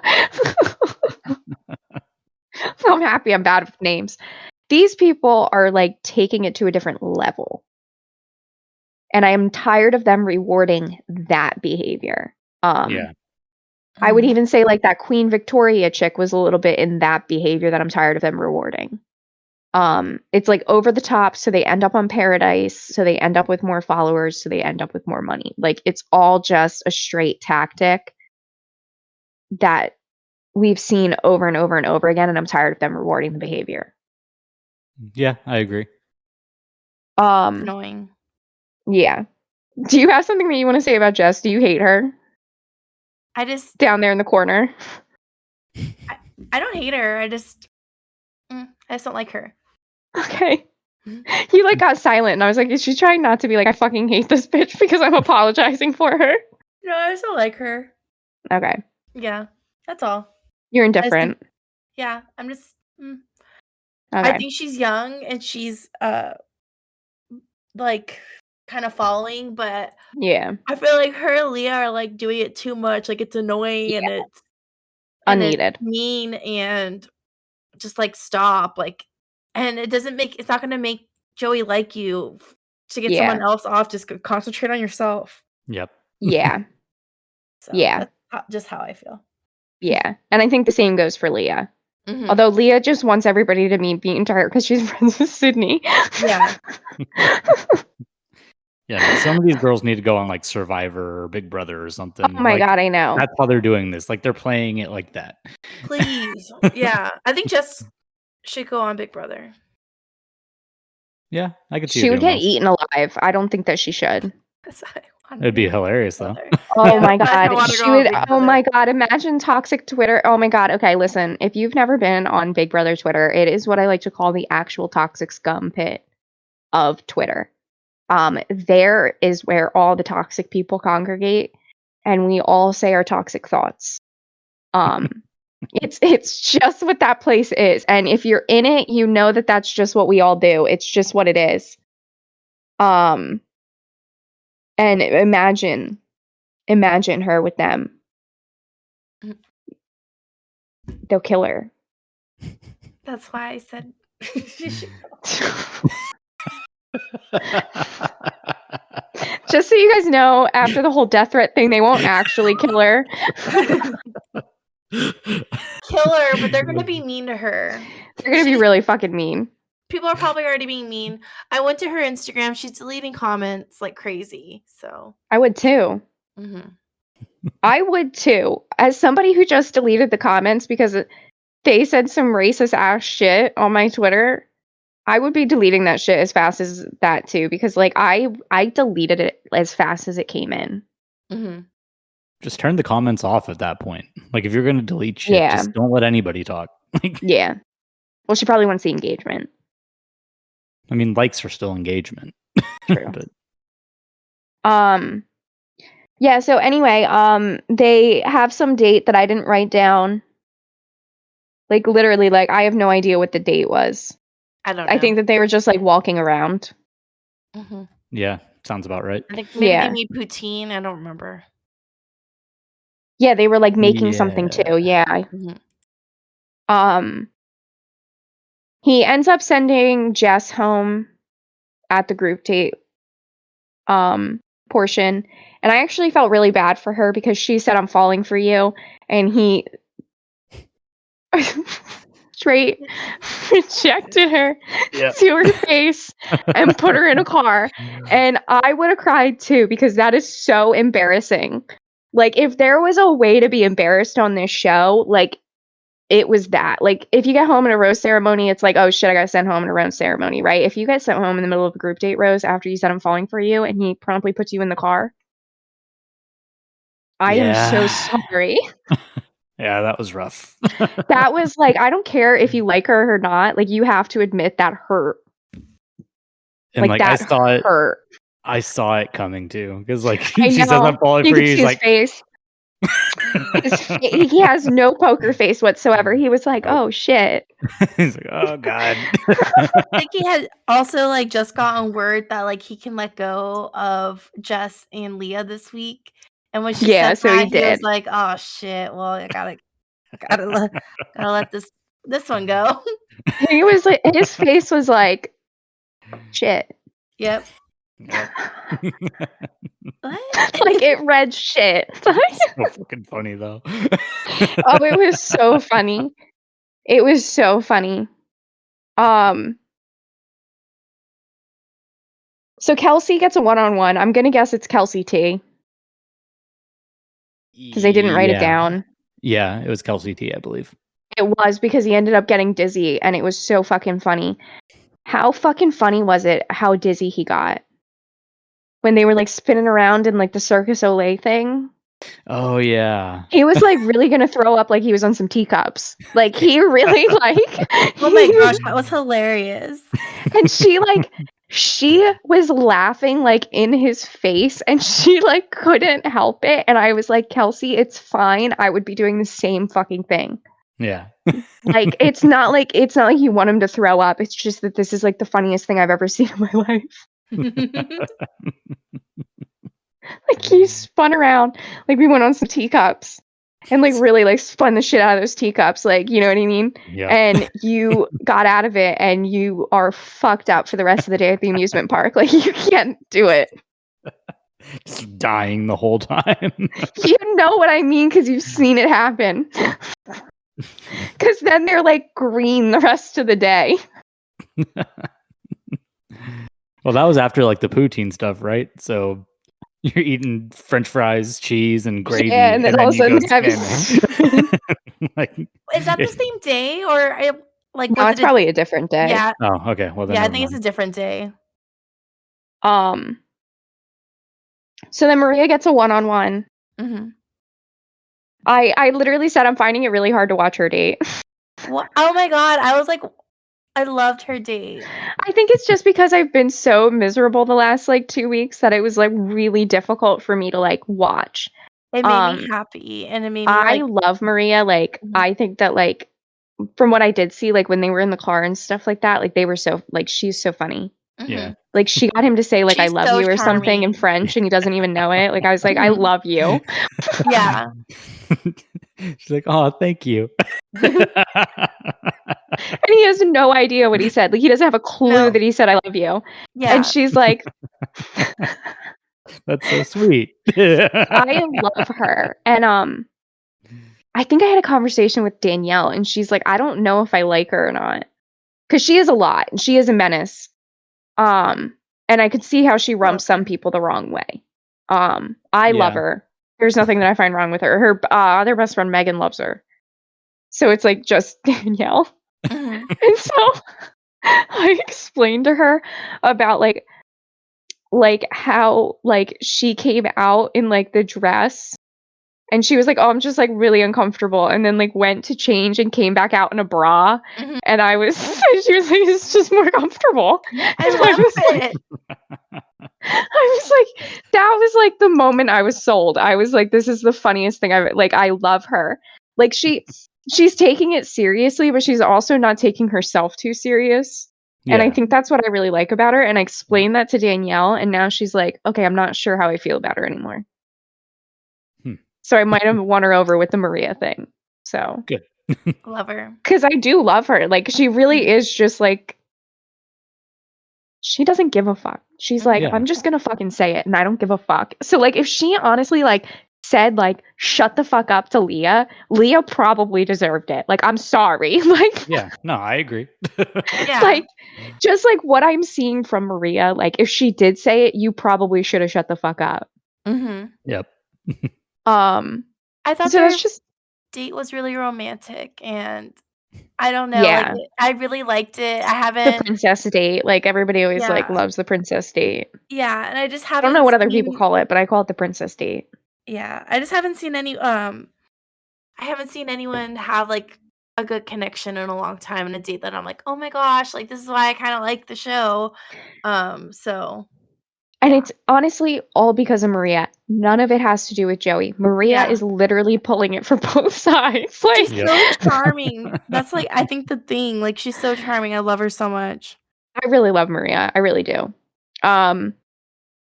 Yeah, so let's get to Lexi self-evicting.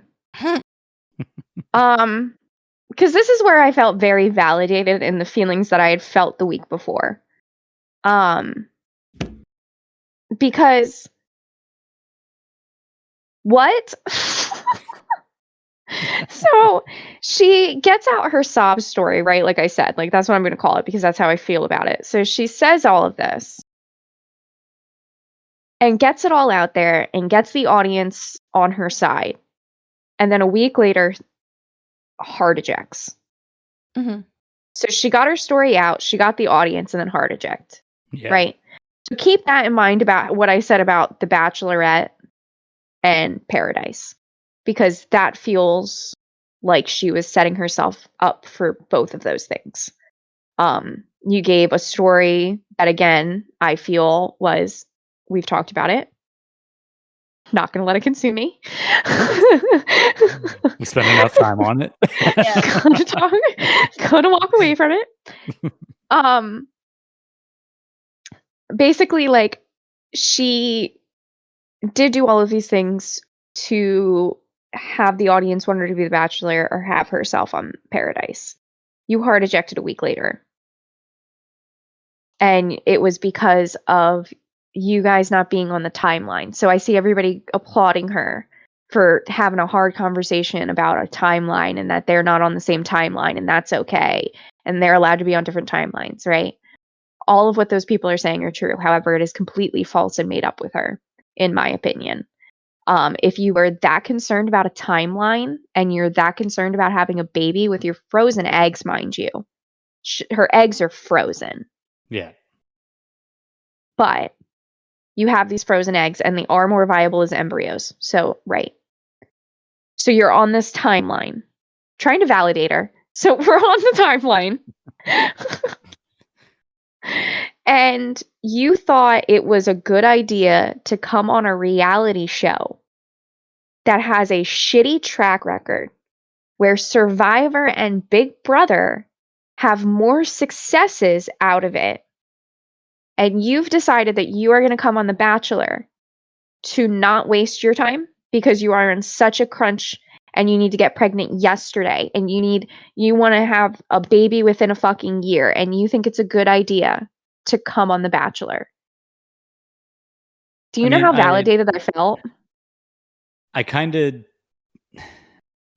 get like her side of it because it does kind of like, you know, expedite the whole like engagement part. But at the same time, like you can't assume like it's just going to be straight to a wedding right after that, straight to a baby after that. Like, yeah, like you came barely on the know each other. show. Yeah, like look at the last couple like people that like are successes, right? Matt, James, and Rachel aren't engaged. They've been just together, like they never got engaged. Zach and Katie, right? When are they planning a wedding? We don't know because Charity's planning a wedding before them. Yeah. Like Charity and Dotun are getting married in a year from now.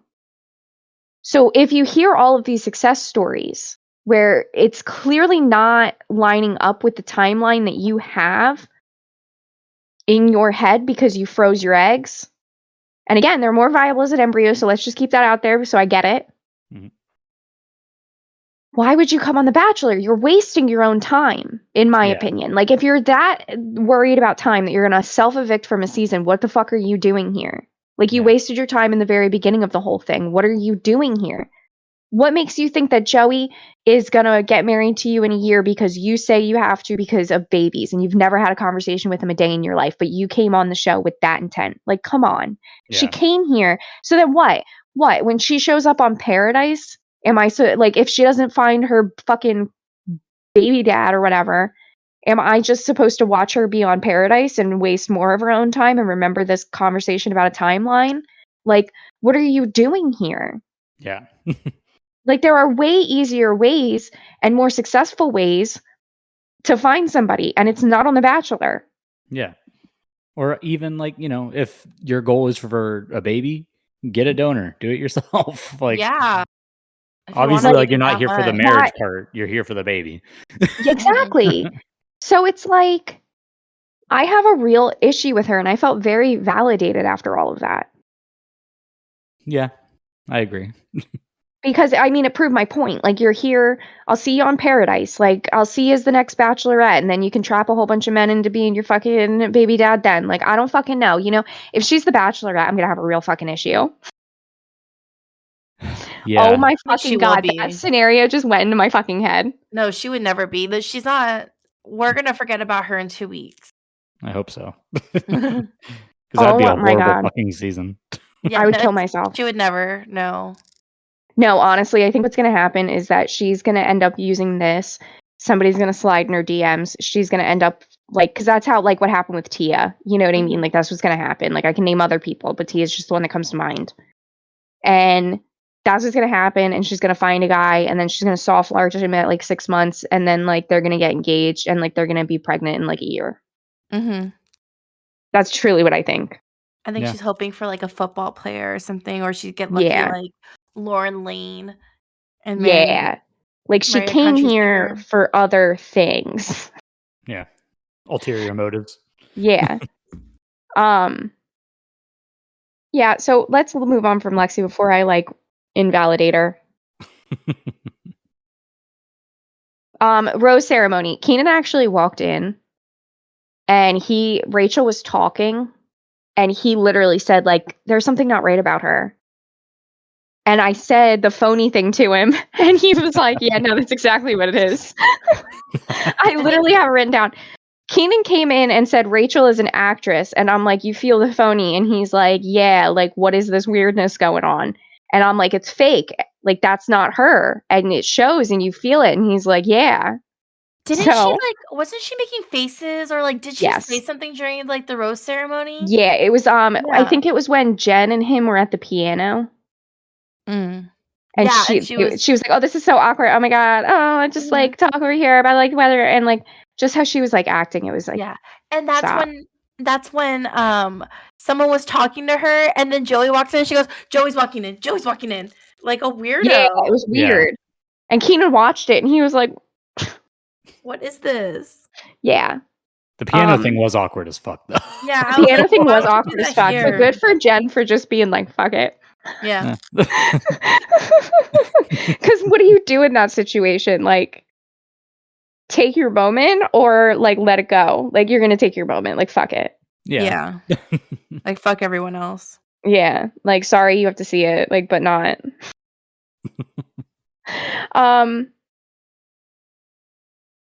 Before they even gave the roses out, we all knew that Caitlyn was going home.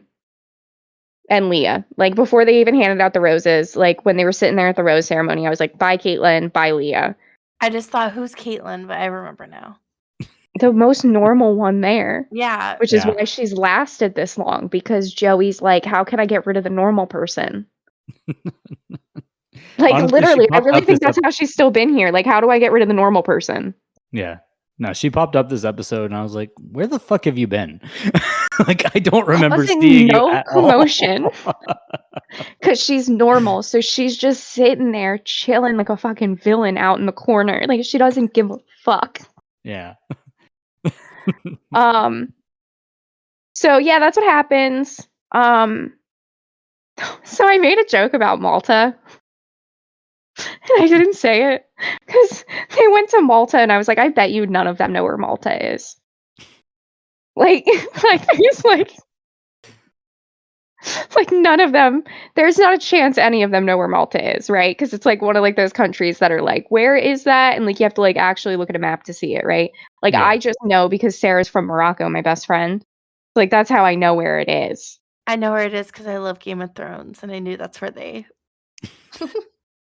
So Where maybe they more filmed. people know where Malta is than I thought. Yeah, I didn't know where it was. Okay. Joey knew that too. Joey knew where it was because of Game of Thrones as well. So I'm feeling like a lot more people knew where Malta was than I'm expecting, but still not a lot of people know where Malta is, right? Yeah.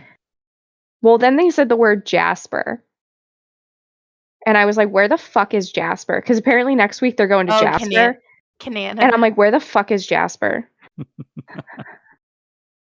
Does anybody know where Jasper is? Nope. No. Me either. They're going to a place called Jasper. And I literally wrote, okay, no one knows where the fuck Jasper is. Because I consider myself pretty educated and I've never even heard of Jasper. Is it a country or? I don't know, but it was Jasper. I swear to God. They said Jasper. But I'm bad with names, so watch No, them. it was Oh. it was Jasper. It is Jasper, Canada, but I don't know where it is. Alberta, Oh, it's Canada? in Canada? Yeah. Yeah. Oh, shit. Yeah, they're still in Canada. Oh, shit. They're going to not let me in Canada because they didn't know that Jasper was there. I think they I'm can out look here past thinking the it's a fact they don't know where country. Jasper is. I'm out here thinking it's a country. And it's a fucking place in fucking Canada. It's Yeah, like Land it's that in I Alberta. love. And beside me. it's like a good bit And a north whole of bunch like of friends that nobody Edmonton. knows. Uh-huh. Oh, okay. I know But where it's Edmonton like is. it's like it's a small place. I know where Edmonton is. I know where that place is. The population's 4,590. So Okay, I so think it's like they'll a small forgive you place. for not knowing where Jasper is. Small place. I know where Edmonton is. They'll forgive me. I feel like they've never I was gone also here while you were before. looking that up, singing the Canadian like song. I heard, yes. Yeah, It looks beautiful there. Canada's beautiful. Canada is a beautiful place. We should all not go there because I would like to go there before all of you to seek refuge. But Vancouver is a beautiful place. It's like a tempered rainforest. So it's like not super cold like the rest of Canada. Like it's cold, don't get me wrong, but it's not like fucking frozen tundra like some of those places. Like up in like northern, like where my family's from, like Nova Scotia and like up in that area, like Newfoundland, fucking frozen there all the time. Like you're fucking frozen there all the time. Like it's not like you to thaw ever. And then Toronto is a pretty nice place as well. Thank you. And Canada is the 12th safest nation in the world. And the United States of America is 129. This And Brazil episode is brought one. to you by the Canada Board of Tourism. And There's Brazil 52 is things to number do in- 130. So we're as safe as Brazil, Hell yeah. to put it in perspective. United States is 129 and Brazil is 130. Love that for And us. Canada is 12. We're winning. Love it. Switzerland's number 1. Of course. There's it is. 52 fun things to do in Jasper, Canada. So Oh my god, we're not going through them. Okay, out of here. Out of here. Hard eject. Hard eject. There's only 52.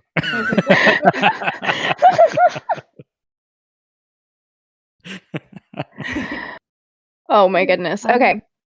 So Vanderpump is the other show that we're watching right now until Survivor comes back this Wednesday, and then we're really gonna want to kill ourselves. Fingers crossed for all of us. Anyway, I want to say that it's very hard to watch Sandoval. Yep. He's kind of ruining the show for me right now. This motherfucker can't take accountability for anything. None. Nope. None. Doesn't think what he did was wrong in any way, shape, or form. Like just completely deflects and just says what everybody else did. And it's like, shut the fuck up. Yep.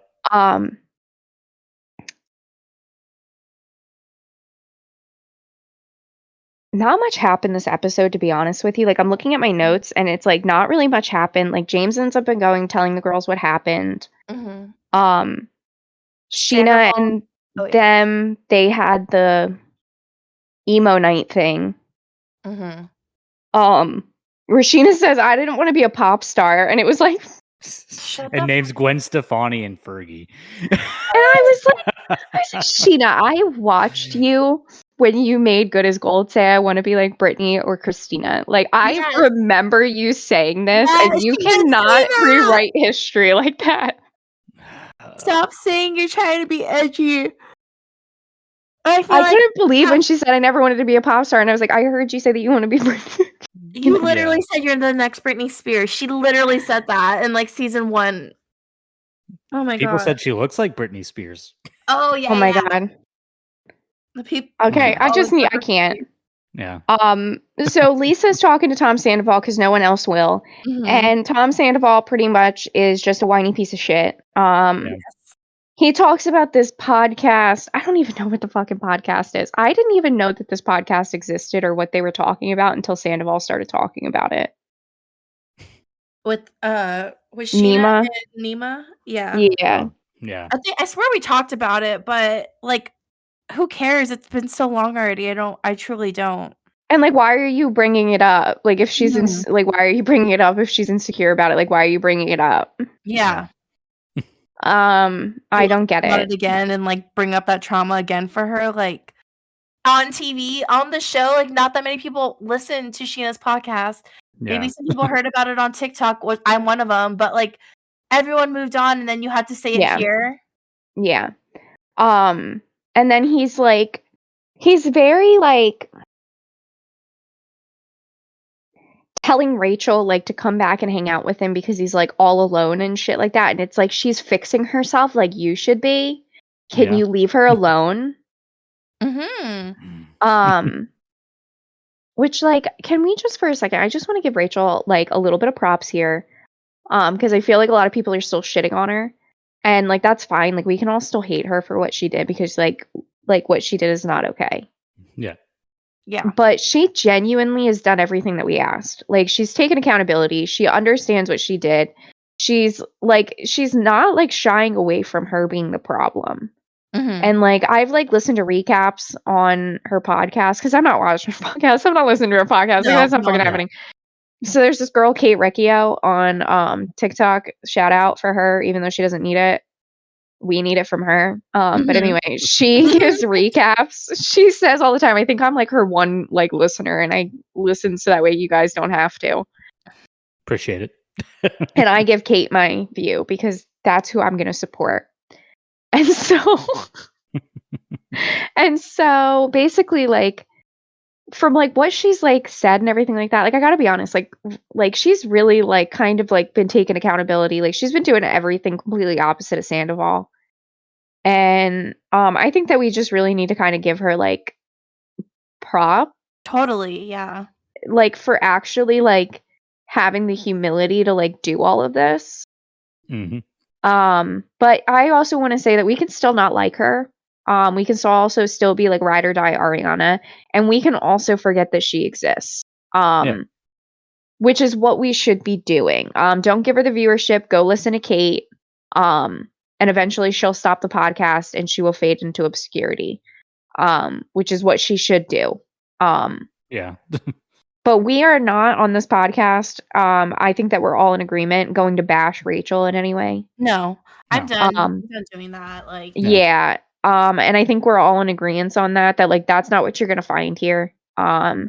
She's put in the work. she blocked Tom. Like, that's amazing. She like didn't give him any warning. He thought he would hear from her again. Never heard from her again.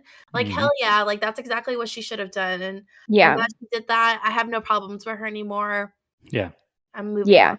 Like what she did was horrible, but we don't need to like. We can forgive and forget people.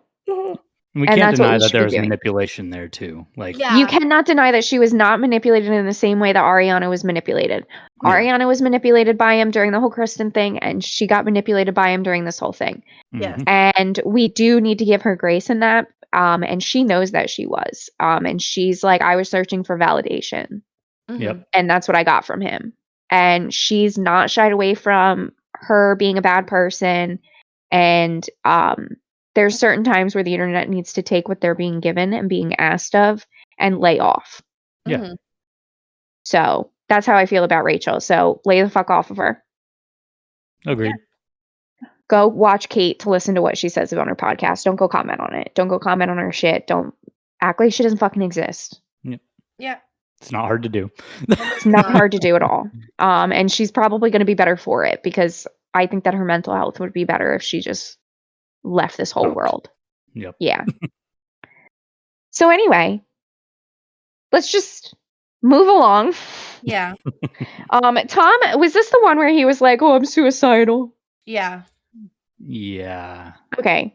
I don't want to make fun of anybody for being like suicidal. Okay. I'm not going to comment on that. Like those are Yeah. real fucking feelings. Mhm. But this man is weaponizing them. No, He weaponized not breaking up with Ariana because of her mental health, and is now like weaponizing his own mental health to like get people to like lay off of him. And you know, he goes to Lisa. I feel so bad for saying this, but you know, he went to Lisa because Lisa's lost her brother because of that. Yeah. Yeah. And so she's going to sympathize with him more and like Yeah. try to get everyone back on his side. Yeah. He knows what he's doing.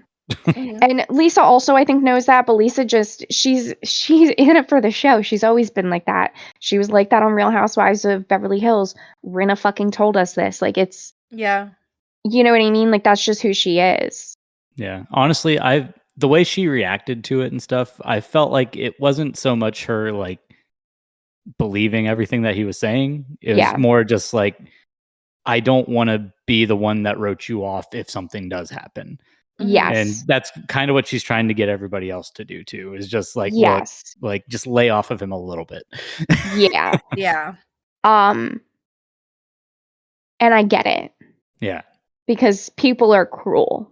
Mm-hmm. Like if you think we're mean, like people are fucking cruel. Yep. But at the same time, like right after everything happened, like I don't remember who it was, but someone said like, you know, he said like, this is going to be good for all of us. Like he told that to Sheena or somebody. I don't remember. Yeah, he said that. Like this is going to like pay us all or whatever. Yeah. And then, you know, he's going on tour talking about banging Schwartz's mom and like stuff about Rachel, like just throwing shit in lyrics. I'm like, this isn't the work of someone who's like remorseful and and now all of a sudden like you're gonna ask for people to like lay off after like these have been your actions. Like I don't know if I'm supposed to feel sorry for him, but I'm never gonna feel sorry for him. Like welcome to the consequences of your own actions, like quite literally. Like you are ostracized by all of your friends and you lost everything because of your own actions. And he talks about what everyone else is doing wrong and never talks about the reason why they're doing it, which is because of his actions and because he can't take accountability for his actions. James at the party, like just flips it back on him. It's like, well, you did the same thing with and Kristen. James was like it wasn't the same thing. I'm out. I'm out. So basically that's I don't really want to spend any more time on him because I don't want to say anything that's going to be like too fucking bad, because if they like suicidal thoughts are not anything that like is good. Joke about. Right. And I just it's hard coming from him. Yeah. It's hard to believe it coming from him because he is such a known like liar. And he weaponized mental health against other people. So it's very hard to not feel this way about him. Yeah. Agreed. Yeah. So I really hope that Sheena and Katie can be friends again. They like had their sit down dinner and like were talking and trying to be friends again. And I really hope that they can be friends again because they were friends for a really long time and they were really close. And I feel like that they did have a genuine friendship. Yeah. And Sheena kind of ruined it. So I would kind of like that to like mend itself back together again.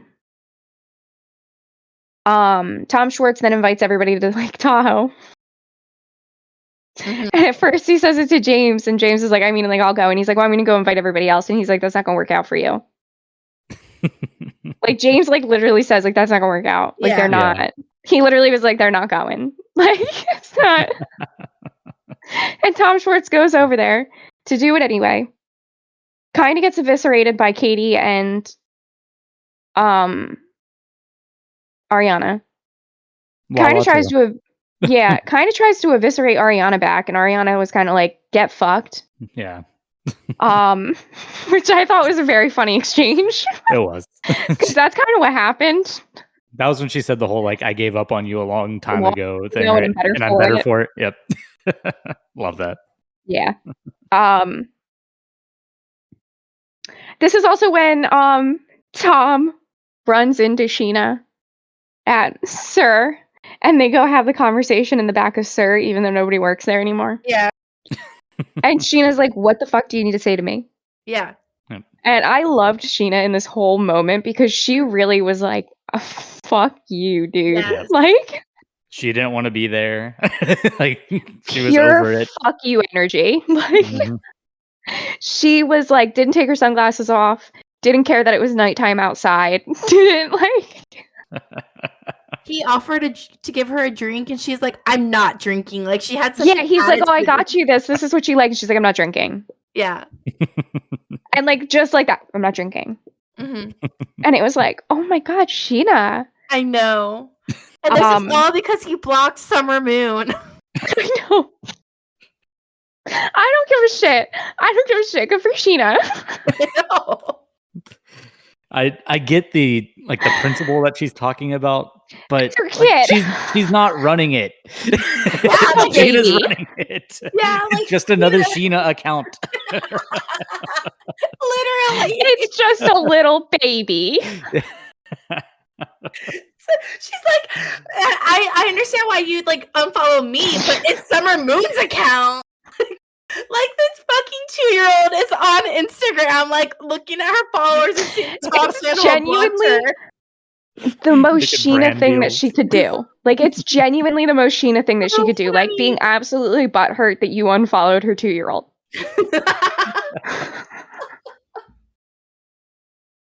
And taking that the most personal. Like, that is what's taking the most personal to her. Like, it is so on brand for Sheena. It absolutely is. Sheena, I love you for that. Like, I really do. So fucking funny. It did stem from she reached out because his good friend passed away. Yeah. She said, "I'm sorry," and he blocked her. And then he said, "I didn't mean to block Summer Moon, but when you block, I blocked Sheena, and when you block Sheena, it blocks all the accounts related to Sheena or like associated with that email or something." And so Summer Moon was one of them.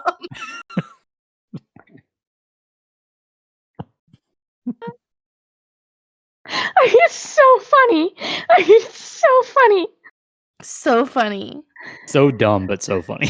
Yeah. Oh, it's so funny. It's funny. It's so dumb that it's funny. Like, this is what we're fighting about. Yeah. Like, the least, like, important thing from, like, all of this.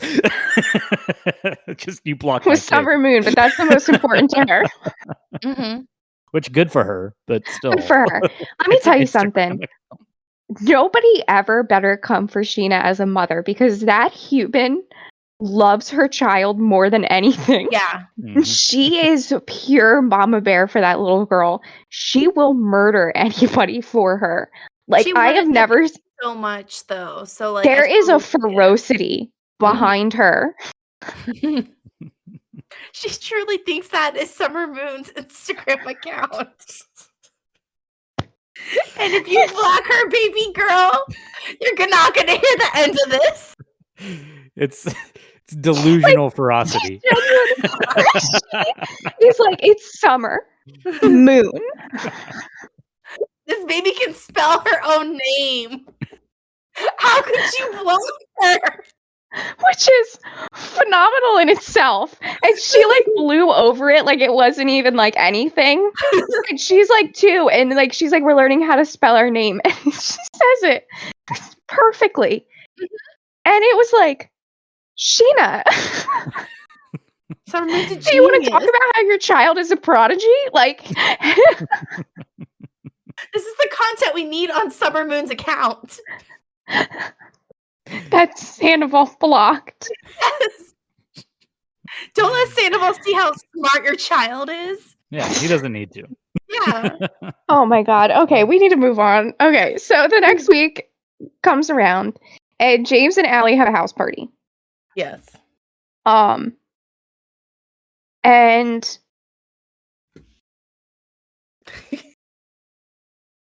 I don't know how I should like. Anyway, they have a house party. Ariana's kind of pissy with Sheena. Yeah. But I want to explain, like, I don't care what Ariana does this season. Like, they started filming like 4 months after all of this happened. Like, I would still be pissed if I was her too. Yeah. I would be too, and I would be furious if someone was talking to my ex-boyfriend that fucking did this to me. I'd be Yes. so pissed. Yeah. Yes. So that's why I'm like, I don't really know how to explain this. Because she was pissy with her. And I mean, Sheena's ride or die for Ariana. Like, that's clear. Like, Sheena has 100% picked a side. She really has. Yeah. We can honestly say that Sheena, for the first time ever, has probably picked a side.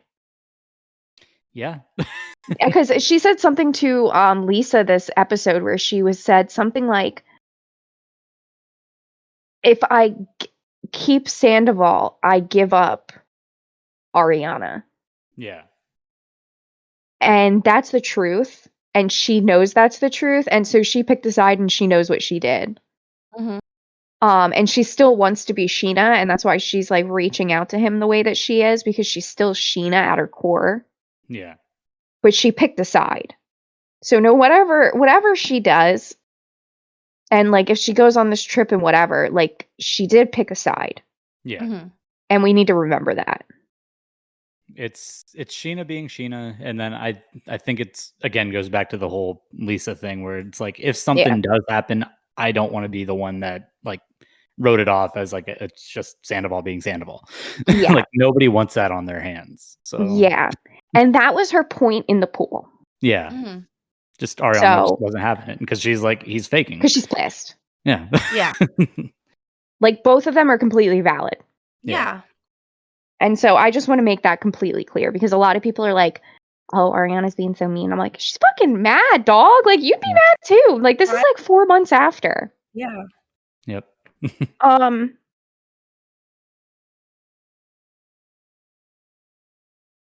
Oh, so the Lyft driver. The Lyft driver from the night that they broke up has showed up again.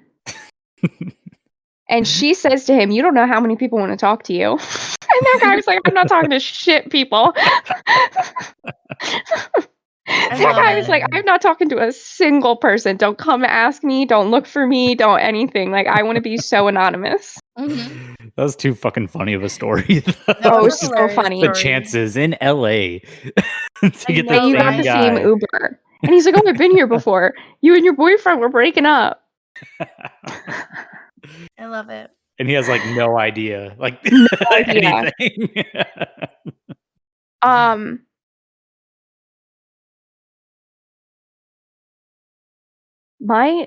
I wrote this and I don't remember, like, my dog loves Lisa Vanderpump. I don't know if I've ever told you guys this, but every time that Lisa Vanderpump comes on the screen, she like immediately like looks up. Like, there is something about Lisa Vanderpump that dogs really like. I need to notice this with my dogs when I watch this week. What? I need to watch my dogs when I watch the episode this week to see what they do. Well, you guys know that my dog watches TV. Like, I've sent you guys the video. Like, my dog watches TV. Like, my dog got genuinely like my dog isn't watching like football like these other dogs that you see on TikToks. Like, my dog is watching television. Like, my dog, it is a serious Grey's Anatomy conversation, and she is watching and intently listening. Yeah, she loves Grey's Anatomy. Yeah, like I've sent you guys how many videos of my dog watching television. Like, my dog just watches the television. She loves it. We love it. Mm. And so when Lisa Vanderpump comes on, she just looks up and just is like in awe of this human being. So every time that Lisa Vanderpump shows up with a dog, she is like in straight euphoria. Like, because she knows that other dogs are on the screen and she's like watching them. So cute. Like, the dog is, I don't know where she gets her. The dog, we say that she's a human because she really is. Like, she communicates. Like, she says it. You guys have seen her. Like, she says it. Like, what Yep. she wants is what she's saying. Mhm. She speaks human. Love your Anyway, dog.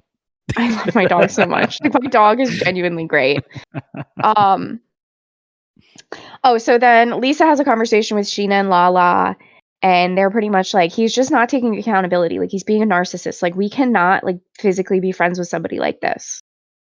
Like, you're trying to force us onto somebody that like is not doing anything to make me want to be their friend. Which fair. Yeah. I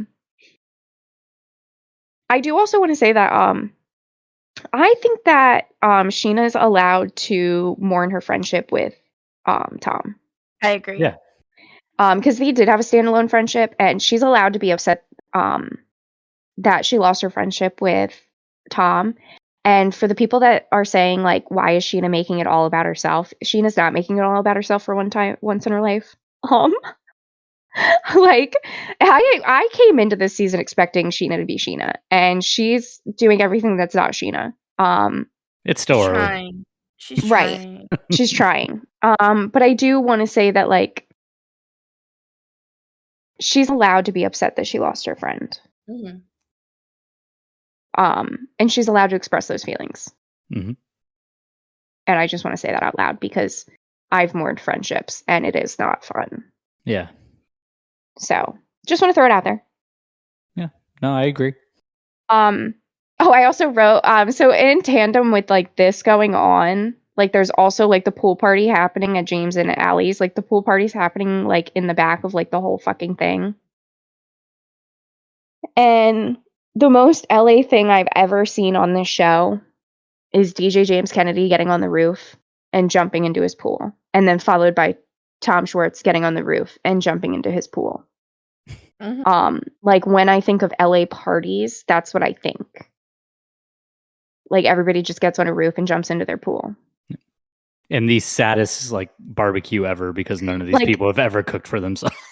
Oh my god, like these people like literally have no idea what's going on. Like I don't think any of them have ever he bought the barbecue for the party.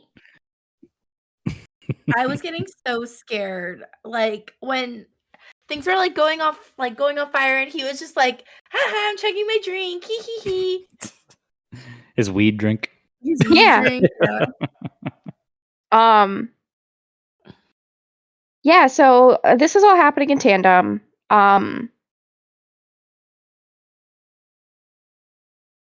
Also, this is where like the pool conversation with Sheena and Ariana happen, and Ariana kind of says like, "Am I supposed to feel bad?" Mm-hmm. And yeah, I don't blame her for saying that, and I don't feel bad because again, like these are the consequences of your actions, and she says that.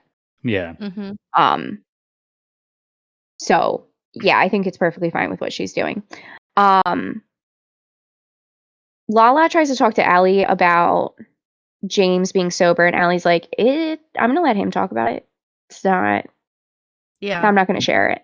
And I was like, I love you. Yeah. We I love love Allie. you. I love that. I love Allie. It's not her business. I love Allie. Schwartz and Lala by the pool. Lala kind of apologized to Schwartz. And Schwartz kind of apologized back to her. And they should have apologized to each other. Yeah. That should have happened. And I just want to say that like Lala's whole arc this season is like her being a better person. Like that's why she reached out to Rachel.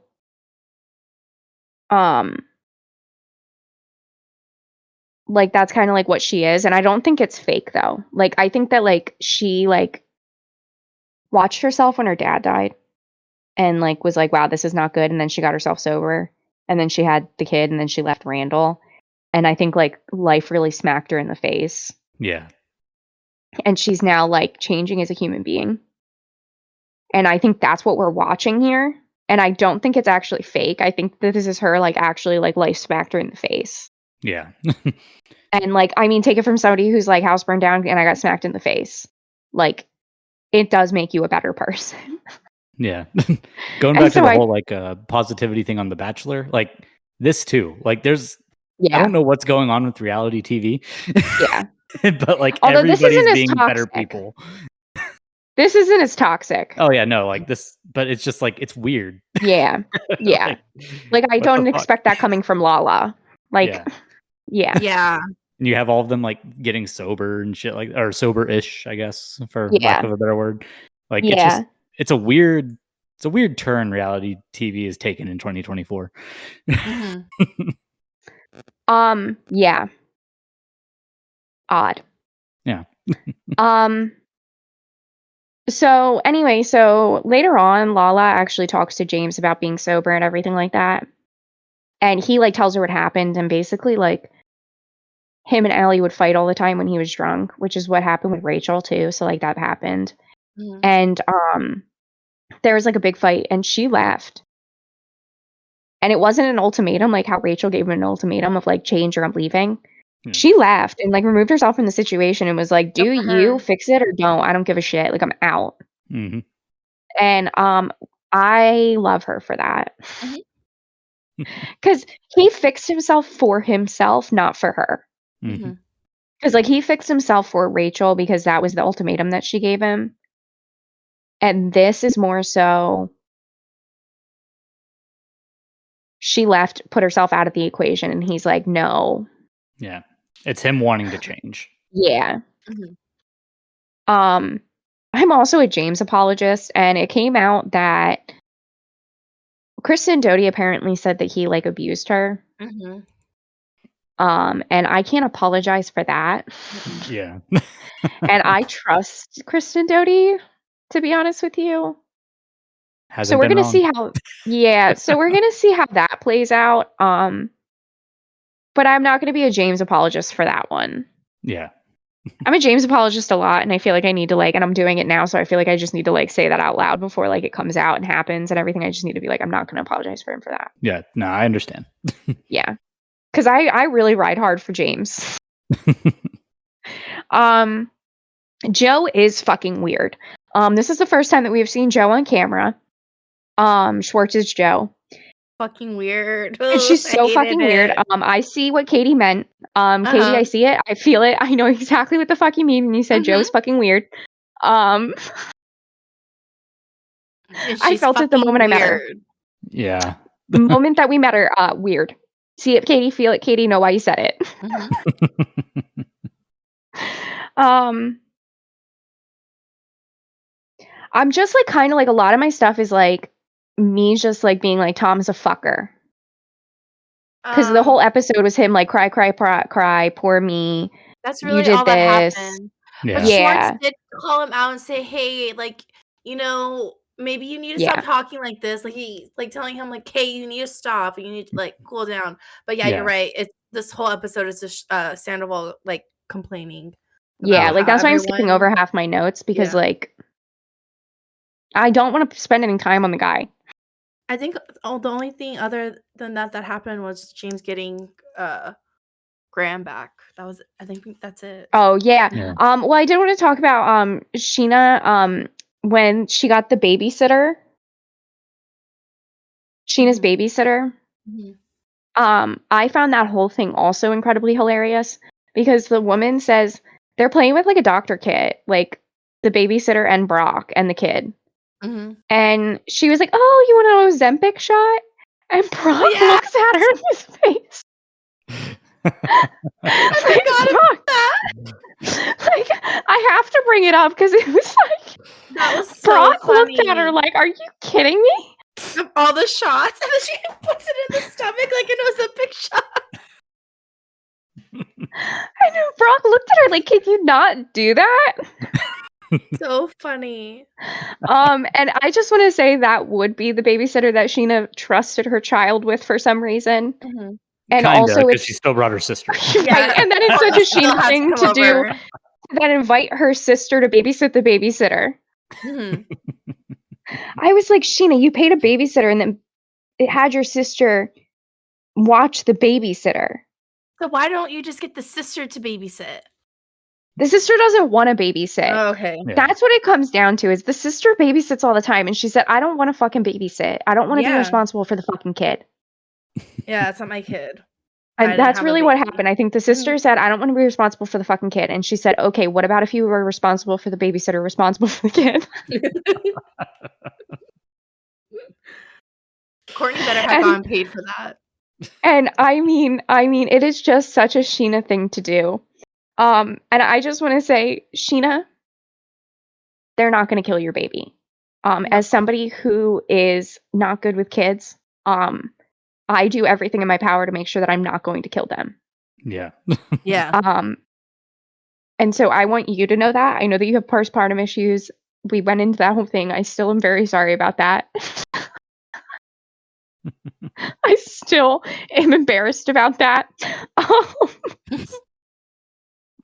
And so I just feel like I'm going to say it to you like that. Sheena, no one babysitting your kid's going to do anything to harm them. And you're also you, so I don't think that you picked a babysitter that is a negligent piece of shit. You would hope so. She's Sheena, and she gives so much shit about her kid. I Yeah. really like.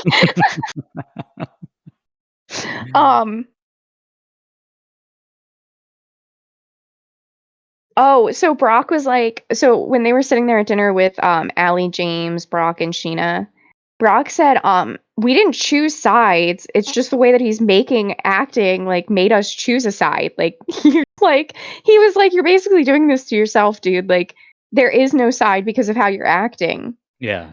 Like right now there is only one side because of how you're acting. Yeah. And that's what he meant by that statement. I just want to say, like, he said it like that, but he meant it like you're making it very easy to pick a side. Yeah. And I love Allie going, I'm on Ariana's side. Like immediately. Like it's not even like, Yep. like the girl is just, I'm on Ariana's side. It's not a hard choice. And then she said, like, I can have empathy that he ruined his life, but I pick Ariana. Yep.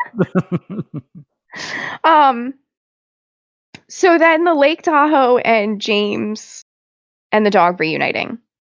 We need to talk about it because we had a conversation about it.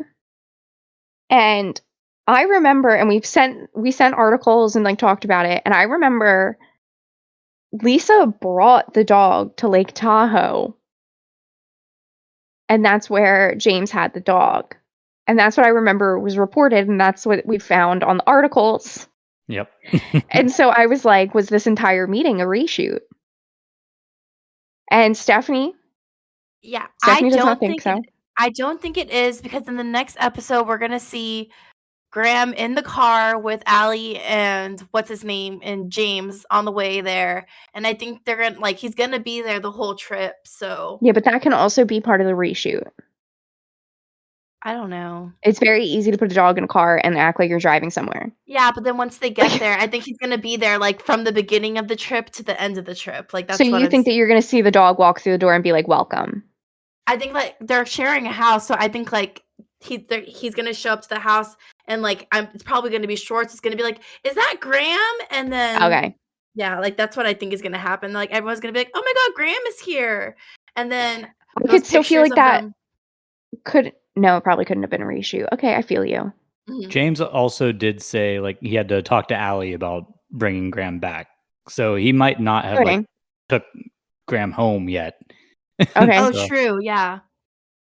So Lisa may still have him at this point. Yeah. Okay. True. Fair enough. Mm-hmm. Fair enough on all your points. I'm gonna drop it.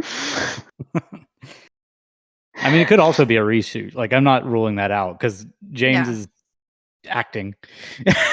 Yeah, he was acting really at that's what I'm saying. I mean, it's not like we were were like, wow, that guy's really broken up. It was, wow, this is all kind of fake. It was a very confusing scene. It felt to be honest. staged. Yeah, it felt staged. It did feel like that. It didn't feel like the way to end the episode either. Yeah, I saw the credits and I'm like, what? Yeah, that's how I felt too. I was like, oh, it's done. Yeah, it was weird. So that's Vanderpump. That's everything. We fucking made it. We got here. It's fucking 9:00 my time, Eastern. Fuck, I have shit to do. Same. You heard my rant earlier. So our sign off's gonna be fucking quick this time. Watch. I'm gonna get it all right this time. Okay. So, guys, if you're still here, thank you so much for listening. Because fun one. It's 2. It was technically 2. It's technically 2. Yeah. And I had a lot of issues with Lexi. So, anyway. Don't forget, please follow us on TikTok, Instagram, and Facebook at Hot Garbage Pod.